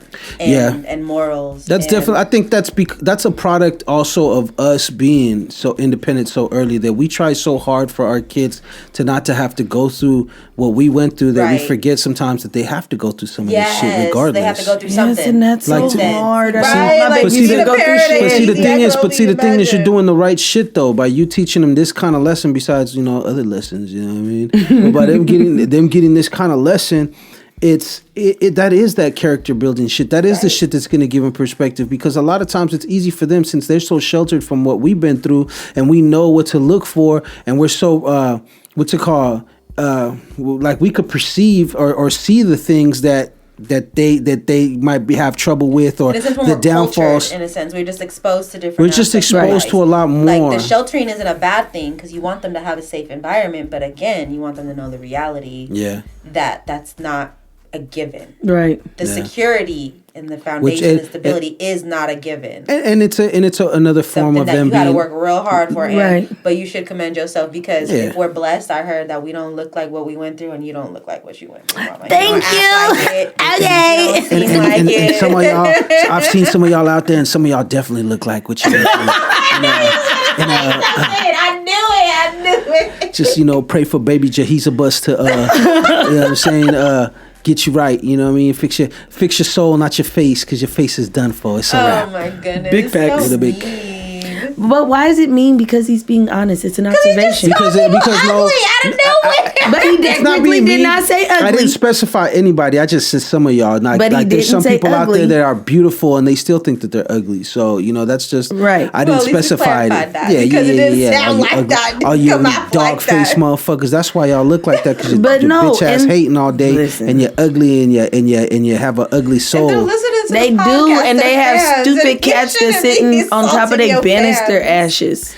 Anyways, yeah, fuck that. If you're listening to this podcast just to do we call you to suck a dick. You guys are just fucking condoning this fucking skullduggery and shit. Well, you would know if you were listening and being at the podcast. You would know producer Patty. Goodness gracious. Damn it, I'm out of water. So I know you got to go end, but this is the last show. Oh my God, do I? Is it over already? No, it's over for you. We're gonna keep rocking. You said God. So look, but look, this is what I want to do. I know you got to go back to your beautiful life. No, I don't. She's like, don't say it's ending yet. Like, just I know. I'm like, wait. Just give me. You can stay to the end all you want. You know you are more than welcome. You can stay as long as you want, but just know I can't save you, Ann. I can't save you from your life. So what is wrong? Listen, why is this you can't save me thing? Like, why is this a thing? That shouldn't be a thing. Because you got to save yourself first. Oh my God. Because then if I see you lifting, it's easier to lift you up when I seen you lifting yourself up. And if I gotta try to lift myself up and you up and you not helping, then hey, I'm gonna have to let you swim. I mean, look what happened to the Titanic. Look at Jack. But God don't even that motherfucker floated away. So. Big facts. I do say that. Ain't there a Bible verse that say something like that? Is what it is. Yeah, God doesn't help those who don't help themselves. So I've never read it, so I don't know. It don't work. Blasphemy. Like that. Trying to quote the Bible and you ain't even read it. Get the fuck. I know, like quotes, like no. I mean, because that's like our culture, though. I mean, that's like in general. Oh no, let's be clear. My mother is very religious, very, very. That's just feel like she was talking, and beat I was the devil like, at you. You know how you like what's that Charlie Brown? That's all I was hearing. I think that's another thing that we have to eventually face and even try to avoid as parents is like you want to get the message, but you don't want to ever to get to that point because then you're ineffective anymore. You know what I mean? Like even my son, I could tell when I've been on his head too much, and I'm just like, I'm not going to say. His eyes start to glaze over. Well, no, it's just tell it's going in one. You can just tell he's exactly. So then, what I do is that now I'll be silent on his ass. Like he'll expect me to say something, I won't say shit, and then he'll be like, "How you doing?" You okay? Another times he would if I was bitching him out or if I was just upset and I was letting him know that I'm upset about something, he'd be like, whatever. Kind of tunes you out. Tune me out or or whatever. But now it's like you got to keep him guessing. You hit him with the silent treatment, which they're not used to. Then they're like, "Are you okay?" Like, what's going on? It's so funny. Yes. He's strategic. I would get to asking, like, am I gonna get a whooping? Like, Exactly. That's what he's saying. Like, sometimes you gotta, the anticipation or the thought of it don't is let them worse. know your next move, right? Right. Never let your left hand know what your right hand's doing. You know what I'm saying? That's another Bible verse. Look it up. But the sad part, I really don't know. So look, this is what I want you to do, all right? Since you're gonna leave, I need you to give me 5. I need you to drop 5. What do you call that? What do you call that when you're trying to speak something into existence? Manifestations? Yeah, I want you to drop 5 things that you're trying to manifest in 2023. Ooh, hold on, wait, just 5? Just 5. Okay, so I'm trying to manifest Anasa Opulent Aesthetics becoming a household name and moving into its own space where I can actually operate it and still have it as a business space as well. Manifesting that. Kind of like a home office or a homework area? So I want to do like it. Office area? Yeah, I want to do like a shared office space where people can use it. Specifics in your manifestations, I say. Okay, so I want Anasa Opulent Aesthetics to be in a space specifically downtown Pittsburgh that has a separate area where I can have it be a co-op working space for other businesses to come and be able to rent out like space for. So you're not just making money off of your business, but you're also making money to help for the overhead by charging other people for office space or a business space or even storage. Like, correct. You know, you guys can keep your tools and your work shit here. A lot of places, they don't have places to do that shit. A lot of workforce and, you know, things like that. That's dope. What else? Correct. So the second one is I want to manifest that I am engaged in 2023. I don't want to be married in 2023 because I'm going to have to lose some weight. But I definitely want to be married. I mean, I definitely want to be engaged and like happily engaged. That's the thing. We already have somebody on deck for that. I mean, yeah. yeah. Nice. You ain't been listening? She really ain't. Everything, no. Tell her why we ain't smoking in here. I'm pregnant. I thought she already knew. No, she don't pay. She don't listen to. We're dead to her when she leaves the store. When she leaves here, she don't give a fuck about anything that happens to us. Can. Yeah. She's like, I be having it play in the background. I'm like, she's like, I give y'all as much as I can throughout my day. No, you know what it is? It's just because you guys let me run rampant with my bullshit that she tunes me out. With her. That's why I just be having him in the background, like when I'm like cleaning and stuff. Sometimes I don't get everything. I'm like, what did he just fucking say? Like, so you gotta rewind me. What is going on? All right, what else? But so yeah, trying to be engaged. You're trying to have a space for Anasa Opulent Aesthetics. Yes, and I want to in 2023. I want to be able to not have to go back to work for anyone else. So the goal is to be able to in 2023 generate enough money for me to be able to sustain my current lifestyle. And then go to work and be like, everybody, suck it, you fucking suck my dick, SMD, you fucking whores. Anyways, yeah, that's also more fire. Yes, I also want to manifest. Dialing. Exactly, the top 5 hottest rappers. I want to manifest becoming more. What's the word? Centered? Oh my goodness! And I'm trying to do the gesture. I would suck at charades right now. Jesus Christ. Is that the word? I'm gonna keep that. No, I want to manifest. She did a circle motion with her hand, so I don't know what the fuck that's supposed to mean. No, I meant like the world. I want to travel and be able to see the world. Okay. So I do want to worldly. Yes. Cultured. Yeah. So I definitely, one of the things that I'm working on is making sure that my esthetician license is good also in Atlanta. So, but my goal is to be able to be bi-coastal and own and operate businesses in it. My goal next year is to be able to operate successfully in 2 different states. So I think you do really well in Atlanta. And New York. Let's not forget New York. I want to go to New York too, but New York is not my 2023. That's my 2024 goal, but whatever. Okay. And then my last manifestation is that I lose all the baby weight. Okay. Like all of it. In fact, let's not say that. You said be specific. I want to manifest that I reach my goal weight. Because, baby, I feel like I got a tapeworm in this stomach. It is ridiculous. Like every 2 hours, if I'm not eating, I find myself being so mad at people. Like, getting hangry. Yes, and it's like, why is this happening? Like every 2 hours on the clock.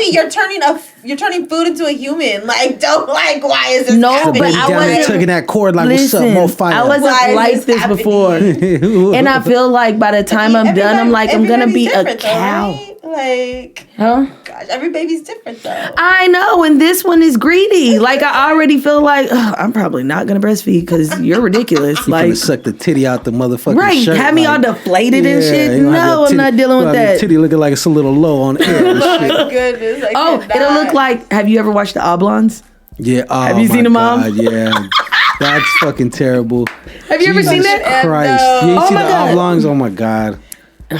That's cool though. That's dope. I wanted to hear your manifestations because I wanted to kind of see where your mind's at for the new year, the new season. Can I have one more though? Oh yeah, go ahead, bust it. My other one is that I definitely want to.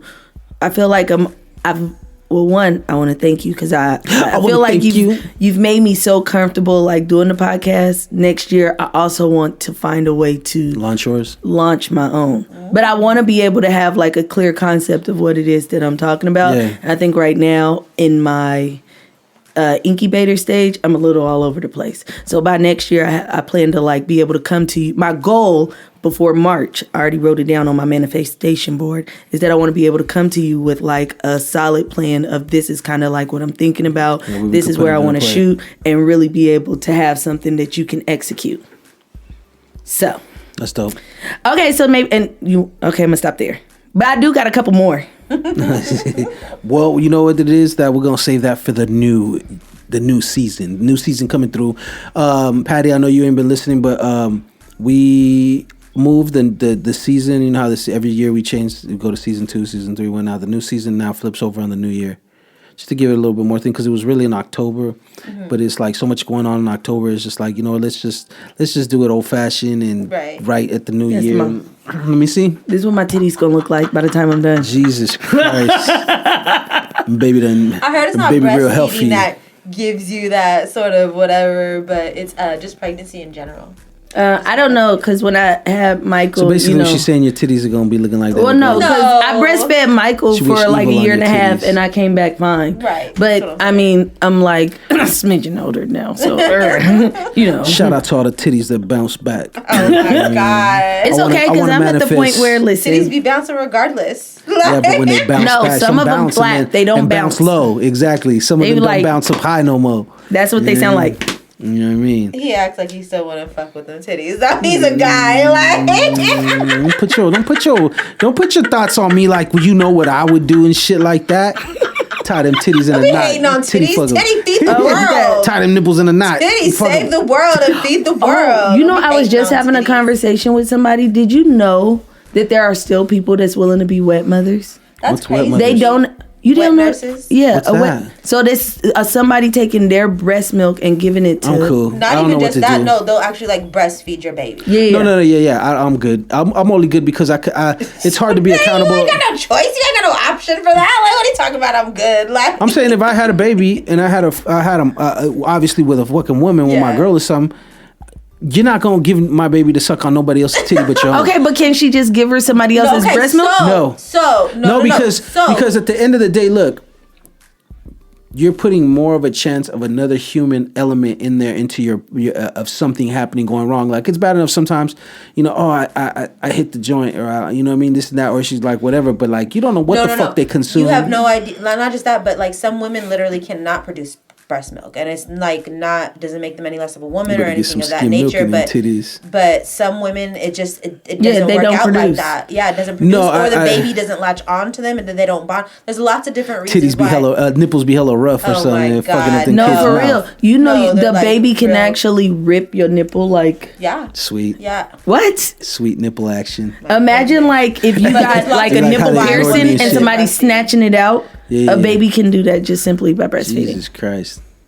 Well, look, I'm not here to tell nobody what to do with their body. All I know is that if I have a kid, I don't want it sucking. I would prefer that, and then because I don't want them sucking on a random person's titty because I don't know what they've been doing. It wouldn't be random. It's kind of like when you choose a surrogate, right? Or things of that nature, or you pick somebody. I'm gonna need to know and be like, I'm gonna need all the nutritional facts on everybody's breast milk because I need the best. Yeah, you definitely can. This is, again, the same thing when people choose surrogates and egg donors and things of that nature. They don't just pick random people. They have for my son's Cheerios. But they do pick random sperm. I just want to go on record as saying that. That's like people crazy. be lying. People be lying like fuck on them sperm donors. And some of those people that be like, yeah, I got a PhD. Yeah, and then you find out really he's like he lived at his mama house. I had a good topic. I was like, what if you had somebody that you wanted to get the sperm from, but you was like, no, we ain't doing that. But I just want your sperm. Like, it happens a lot. You can say that to somebody. I see nothing wrong with that. Like, it's really just on the male because it's like you could find somebody. Like, if you wanted to find somebody, you could obviously go and do the medical way and find somebody. Right. Or if you had somebody in particular, you'd have to just work out the terms because a lot of people would be more open to that, but they're maybe not. They don't want to be a part of the baby's life, or they don't. They're down to give you their shit, but they don't want to have any responsibility because they don't have kids themselves for that reason. You dig what I'm saying? So you just got to find somebody that's willing to do that. Like, because sometimes I'll be like, sometimes I want to have your baby, but you got good DNA. So now, you know what's fucked up? Good, I just want to go on record as saying this. What's fucked up is all the surgeries. You may think they have good DNA, but some of these motherfuckers is 52 faking you. Like, they even are doing like penile implants. So you think like, oh, he hanging like a horse, only to find out he came out a little short. And we all know that Ann will not accept a small. I will not. A small man. I won't accept a man that is not blessed because I always fear if I get pregnant with a boy, then he will not be blessed.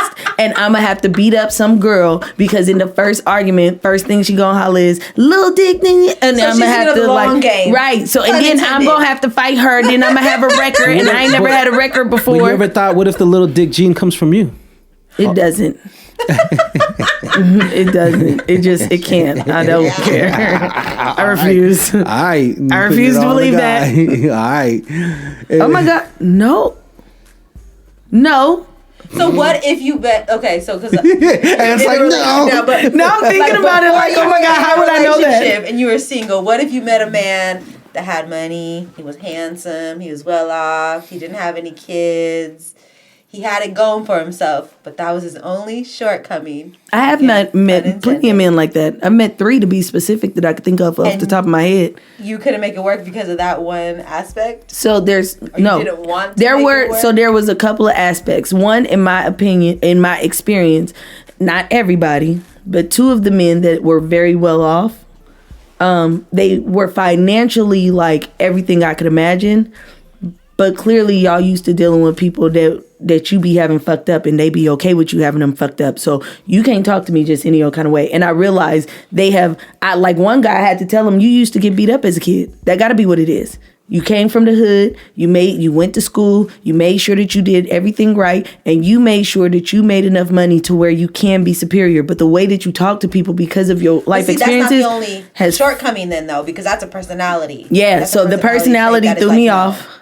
And then the other guy, he wasn't like that. He was super sweet. He was cool. There's only one person one part. But I always cheated. So I just felt like it wasn't gonna work. So you didn't want to make it work. No, I can't.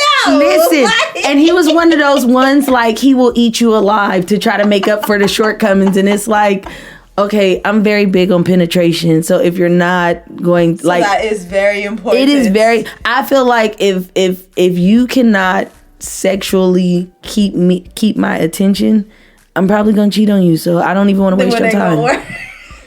I don't want to waste your time. I love Anne's honesty. I love it. I love the blatantness. She is definitely an advocate for that brutal ass honesty. Yes, that East Coast speech. Fucking all right, fucking and fucking bad boy, fucking take that, fucking repping that East Coast on us and shit.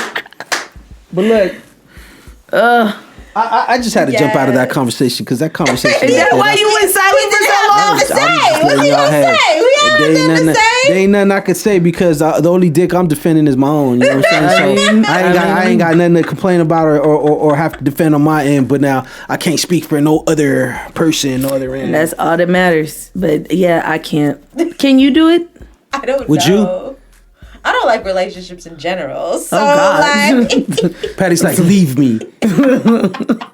I know. I mean, when you're a multi-millionaire and stuff like that, it's a little different. You know, you gotta. She's like Oprah. Yeah. Like, don't Stedman got his own house way over there? You're like Oprah. It's still a thing for Oprah. Stedman's still piping. I don't care. But that's what I'm saying. Living like that. You ain't living like that with her, and you're not fucking. And Stedman got she's his keeping house. you for something. Stedman got his house next to her house. He good. And he know the rules. He's good with it. Don't get on my nerves. She's a billionaire. She was a billionaire. I'd be good with it. Exactly. I'd be good with it. Like, baby, whatever you want, Oprah. Yeah, tell me it's good. You know, and I'll be the same way with all her money like this. Like, oh yeah, sleeping. I'll make a dummy female out of money, and I just lay with her. Like you ain't gotta worry about me, Oprah. I'm faithful. Don't Stedman don't got no kids? I don't know. Oh my God! Has anybody ever really researched Stedman? No. Nah, I mean, there has been research. Yeah, I'm people sure, are like on everybody's. You know how it goes. It's the internet. Motherfuckers is gonna look into some shit like that because I'm just shocked everybody he trying had to get like that a sugar mama secret action baby from pop up. Oprah. But again, Oprah probably keeps shit clean. You know, she keeps shit cute. It's Oprah. She got enough money and power to keep whatever she want to keep, however she want to keep it. Like, pretty much. Oprah got that. She probably got that fire. She probably got that. What if her head game is like amazing? Oh my God! Magic, like that would be a plus, bro. Like I said, I'll be with her and be faithful. Like, you know, take care of me, joking, baby. but don't she got Stedman and Gail? So she good. Oh yeah, so way, she probably. right? So you know she's probably Oprah. good. She's Oprah. She got that $1 billion scissor action going on right now. Oh, and you know that one meme where her arms are out and she's like, yes, so her mouth open real big. Yeah, That's terrible. That's terrible that we're slandering That's why this shit Oprah was like, giving away stuff all the time because she was just sexually pleased from every aspect. Well, she was having it her way. You get one, and you get one. Oh God, I wonder if they did threesomes. Now I got Ann's fucking wheels turning. I know, right? I'm like, I wonder. I don't know. Because she seemed, to be honest, people like that are very like poised and well kept. Proper, and yeah. Those are the people that in my head, you a freak. Like you probably be in that thing ripping off all the clothes. Like truthfully, people probably don't touch you because your clothes are rip off clothes. Like for the movies, like terrible freak. Should I go buy some new ones? Like this is Chanel SI. I'll buy some new Chanel. That would be awesome. That's terrible. You guys are terrible. You know that? We get it from you. It's not our fault. Nah, you can't put that. Don't put that shit on me. I do. I ain't gonna lie. Because at the end of the day, what's a little bit of honesty? Yeah, and a little bit of aggressive comedy. You know, it doesn't hurt nobody. I mean, it might hurt your feelings, but that's temporary. You know? They'll get over it. Feelings are temporary. Remember that shit. It's the No Invite Podcast. We're gonna go ahead and take a break, and we'll be back in a minute. Back at it. You know what it is? The final episode of 2022 or whatever. 2022. I don't know. I'm high. It sounded good. I was really gonna get on my rant. You just have a fucking brain fart. Like, did you see me? The whole shit reset. You see that look? I was like, dude. Your mind just went blank real quick. Hey man, it's the weed, man. I was doing good before this. That was quality podcasting earlier. Well, I was. It's a mixture of both. I was high in both areas. You know, just on different times and like, shit. What's the difference? I don't know. No, there's no difference. There's no difference. It is what it is, and it ain't what it used to be. It's the No Invite, though. We're back. The last episode of the season, we're gonna do a compilation. You know how I always do my like a recap, blooper reels and recaps. So that's what we're gonna do for the next episode. So this is not the last, but this is the last episode with us live in the building. You know, after that, you're gonna get these clips and these behind the scenes little clips and shit. Because I got, you know me, we sometimes we go on break, but we shouldn't fucking go on break because a lot of the shit when we do go on break, we be talking about that would be great for on mic. But you know, we're just talking because we're continuing because it's not like we just stop. Not everything in life is meant to be documented. No, I know that, but when we're Some talking things are just about meant to be pertains spirit. to what we just been talking about, you know, and just that's because we true. call it a break doesn't mean that this is sacred now. What we're talking, no, we're still in fucking podcast mode, so we're still talking about shit like that, and you know what I mean. So even, you know, like and a couple of people they agree, but it's like I don't always leave it. I don't like leaving it on though, because at the same time, if I tell you it's a break, I want you to feel like free to say whatever you really got to say, like, you know, and be yourself. Yeah. And I'm not saying we're not ourselves on the mic, but it's just like, you know, like you said, some shit just ain't meant for the podcast. Not everything is meant to be documented. Some things are just meant to be felt. Exactly. And then y'all motherfuckers feel this for sure. I appreciate it. I just want to take this time out real quick just to give thanks.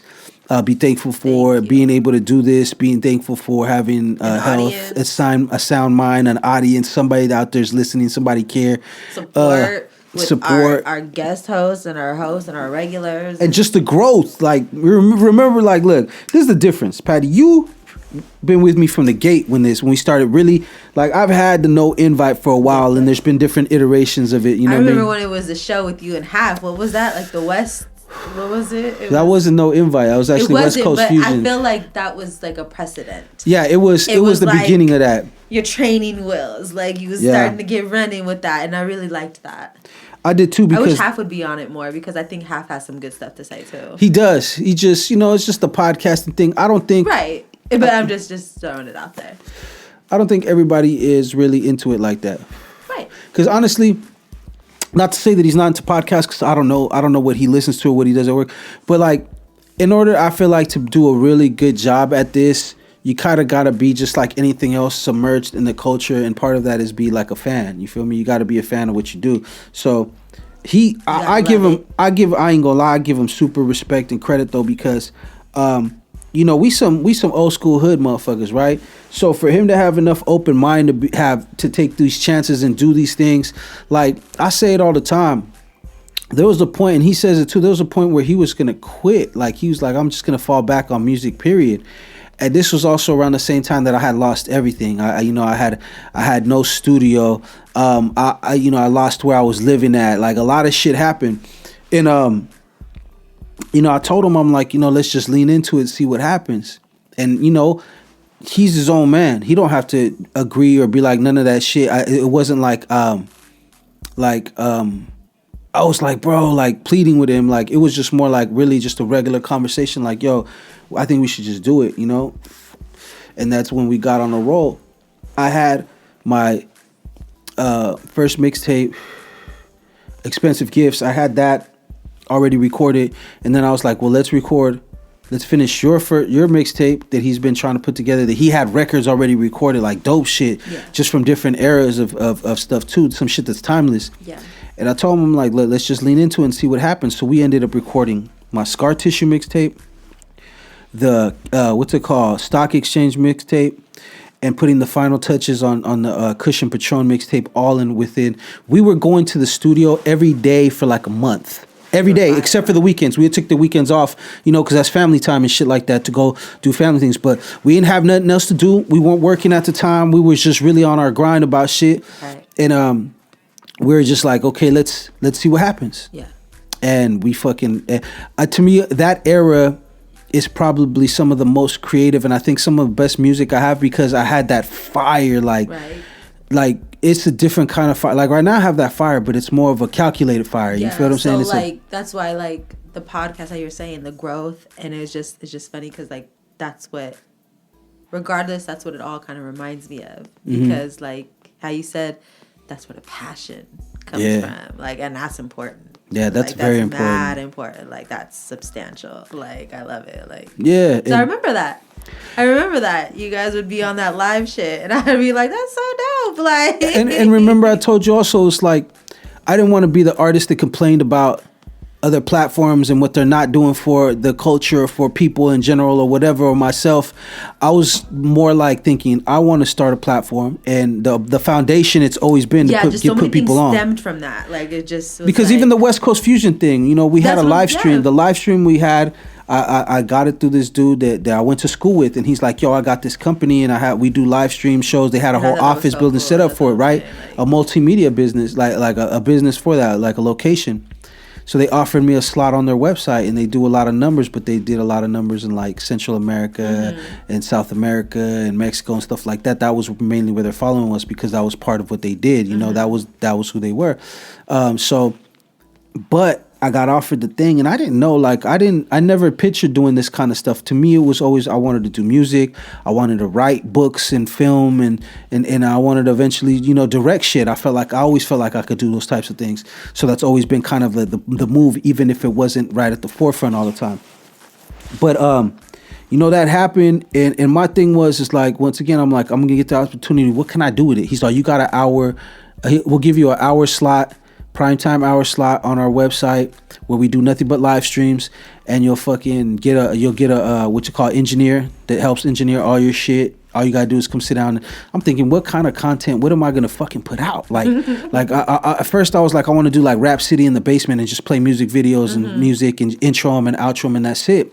But then I'm like, I'm not. That's like some DJ shit. I'm really not that, you know. Unless I get a DJ, I would feel better about doing that, you know, because I want it to be like culture shit. So I was like, you know, I'm going to do whatever I do. I'm going to make sure that I help people, that I put people on, I give people shine. You feel me? Right. You got a platform. If I got a platform, exactly. You got a platform. And that's how it was. Invite. That's why it's called No Invite. And if people don't understand, no invite doesn't mean like you're not invited.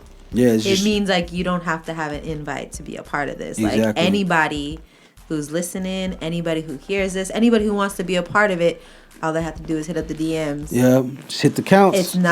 He's trying to make a platform for anybody. And everybody can have a voice. You don't have to have. And I want to be clear on that, because look, even that it is for the people. But it ain't just for anybody that's not taking their shit seriously. Like, don't come on here just because you feel like your voice will sound cool on a podcast and shit. You know, like that's not what this is for. Yeah, we're not promoting self-righteousness, narcissism. I make this podcast because I see people out there moving, shaking, doing whatever it is in their industry, and I want to provide another voice and another like a push, a tangible out. Yeah, and a push. I tell people, you know, use our podcast as part of your promo when you're promoting a video, whatever. Like, come through and come chop it up with us. Tell us about it. Tell us what you're a part of. Yeah, tell us what you got going on. Tell us what's going on in the community. Yeah, and I'm sure we could talk about other shit like we always do. So that you think you're concerned with, like. And that's the thing. It's like I didn't want to be that. So that's the foundation of this podcast, and I think it's always going to be like that, because I can't see myself just being. That's why I want people around me too doing this shit, because I can't just see myself like just sitting here ranting off for a long time. I mean, I can. I'm capable of. Whatever. Yeah. Nah, hell nah. I'd rather have my minions do it. You know what I'm saying? But co-leader. What's it called? No. Nah, you know, it's always forever going to be that. I want it to be somebody to use it for whatever it is to help benefit them, you know. It obviously it'll help me, because I'm always going to try to put on for people, but I'm always going to do my thing too. So regardless, I'm not going to rely on that. That's something that's just calling it, paying it forward, you know, like here, this the podcast, come through, whatever. It got to make sense though. Like I said, don't come on here and just think that you're just gonna come on. And if you're a comedian, I don't give a fuck. Aspiring comedian, you're a funny dude. You got conversation. I'm all for that. But if you're not taking your shit seriously, if you're not trying to push your brand, but we don't want to discourage people from trying. No, but I just want them to have their shit. It's not that. What I'm saying is whatever it is that you're going for in life, whatever it is that you're aspiring to do, I want you to have the passion for it. If you don't have the passion for your own shit, and you're looking at me and my platform to help prop you up, and you're not doing nothing for yourself, because I've had it happen where people are like, oh, I'm gonna, hopefully you help push me for me. I'm like, you should be pushing yourself already. Yeah. And then use me as another push, another look, another hit of momentum. Yeah. Not for me to push you, and the one lifting you up. Don't come here and have no videos, no music. Let's say if we're talking about a musician or a rapper, never record it. You write a lot, and you don't fucking have no intentions of doing nothing or trying to put anything out or fucking going. Like, we used to have to go to fucking do hella crazy shit to get to the studio. We used to pay like $400-$500 a session. Right. So if you don't have enough drive and hunger to be actually learning what you're doing, going in these studios, getting studio time, don't matter if it's your homie's house or whatever. I'm not saying you got to be spending hella money, but if you're not passionate about what you're doing, then my platform will do nothing for you. Right. It won't help you. And that's the thing. I don't want to waste nobody's time. I don't want to waste my time, and I don't want to give somebody an opportunity that could have went to somebody else that could have used it in the right. About it. But if you bout your shit, we will have welcoming arms. No doubt. I mean, it's always going to be like that. And this, of course, to me, it's also my other thing is that I want it to be a healthy distraction. And what I mean by healthy is like I'm not going to come on the podcast and regurgitate all the heinous shit that's going on in the world. Like there's you have plenty of that to if you want to go see fucking all how shitty everything is, and you want this or you want that, then go there. We're not he's sitting here promoting self-righteousness or narcissism. Yeah, we want this platform. I want it to be a healthy distraction. You come on here, you listen to real people talk about real issues. We're not always politically correct. You know, sometimes we're borderline out of pocket, but the most thing that we're trying to do is to offer people an alternative to all the negativity out there. When we can make jokes and shit, I know we're kind of crude with our jokes, but you guys got to understand this is comedy. This is how we listed our podcast. It's rooted in comedy, and it's rooted in the community and helping and giving opportunities. We come on here and we talk shit and we crack jokes. I know you guys hear me say outlandish shit sometimes, but a lot of times that's just me fucking around having a good time, you know? I hope people know that. Well, I mean, he is declaring it right now. He is making it known. Unfortunately, look, I know that you know me. You know, everybody that comes in and sits in here with me, and everybody, y'all know me already. You know what kind of person I am. But unfortunately, some people out there, just like the whole Instagram thing where they think that somebody's certain way because they present something, it's not always like that, you know? Right. And you got to learn people got to learn the good. He's like this. Oh, a lot. Yeah, a lot of times. Like if I'm out of pocket, I'm usually, you know what I mean? You know what I mean?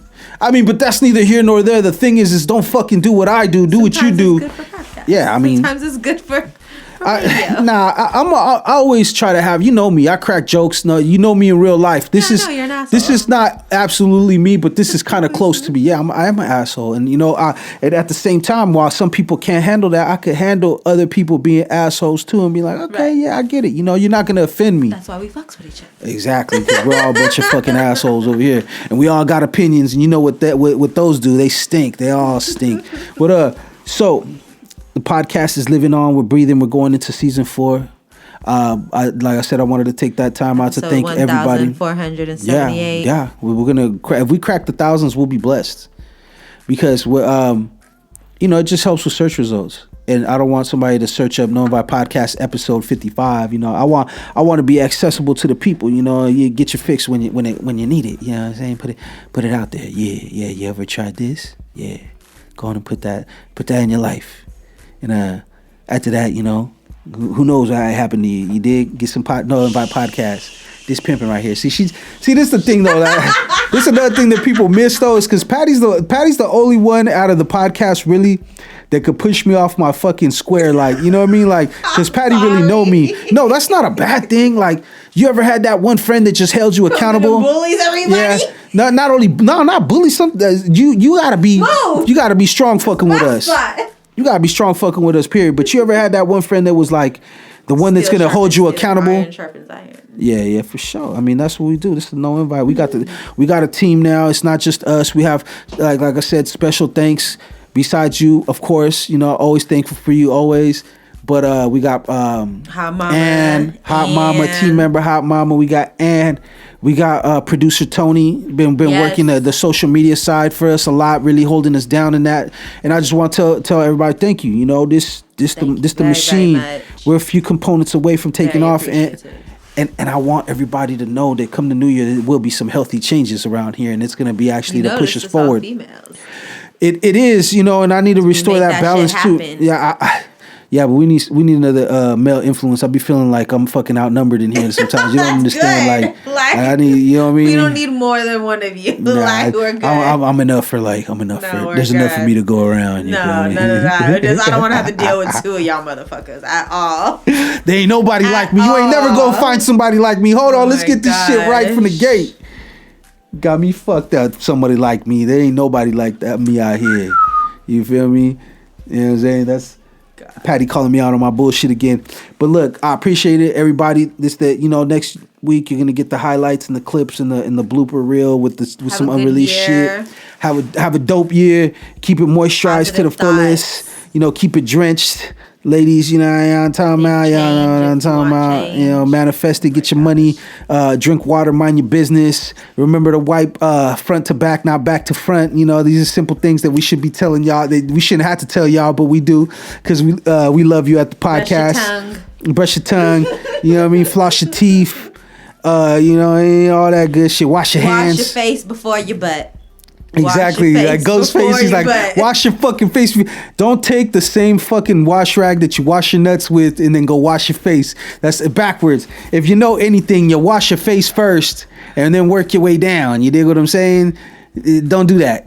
Don't do that. Don't, you know what I mean? Like, it's crazy. And if I ever find out that anybody in life really does the dry themselves like a flosser, where they, you know what I'm talking about? If I ever see anybody, like the cartoon, if I ever see anybody do that, Jesus Christ, like, I don't even know where the fuck that came from. But in my mind, I was just like, yo, nobody better ever do that. But anyways, this is the No Vibe Podcast. We appreciate y'all. Episode 112. We will be back. The next time you get a live episode, it will be season 4, and it will be next year. January. So be on the lookout for that. Season 4 is kicking off. You're going to see how deep we are because... Jordan year. Yeah, it is. 23, y'all. It's time to do some championship shit on this show. And in life in general, I ask everybody... It's the 23rd year of the 2000th millennium. Yeah. So real talk. Real talk. I'm waiting for, you know what I'm saying? I'm waiting for the aliens to pop up on us. Like, what's happening? I'm telling you, I don't give a fuck. I'm gonna smoke some weed with them. We gonna like we gonna come to an understanding. You feel me? Exactly like Paul. We're not here to hold on. We're not trying to cause any catastrophes or anything like that. We don't do that around here. But check this out. Hit this. you tell me what you think, man. Just it's all good. But this is the No Vibe Podcast, and we out.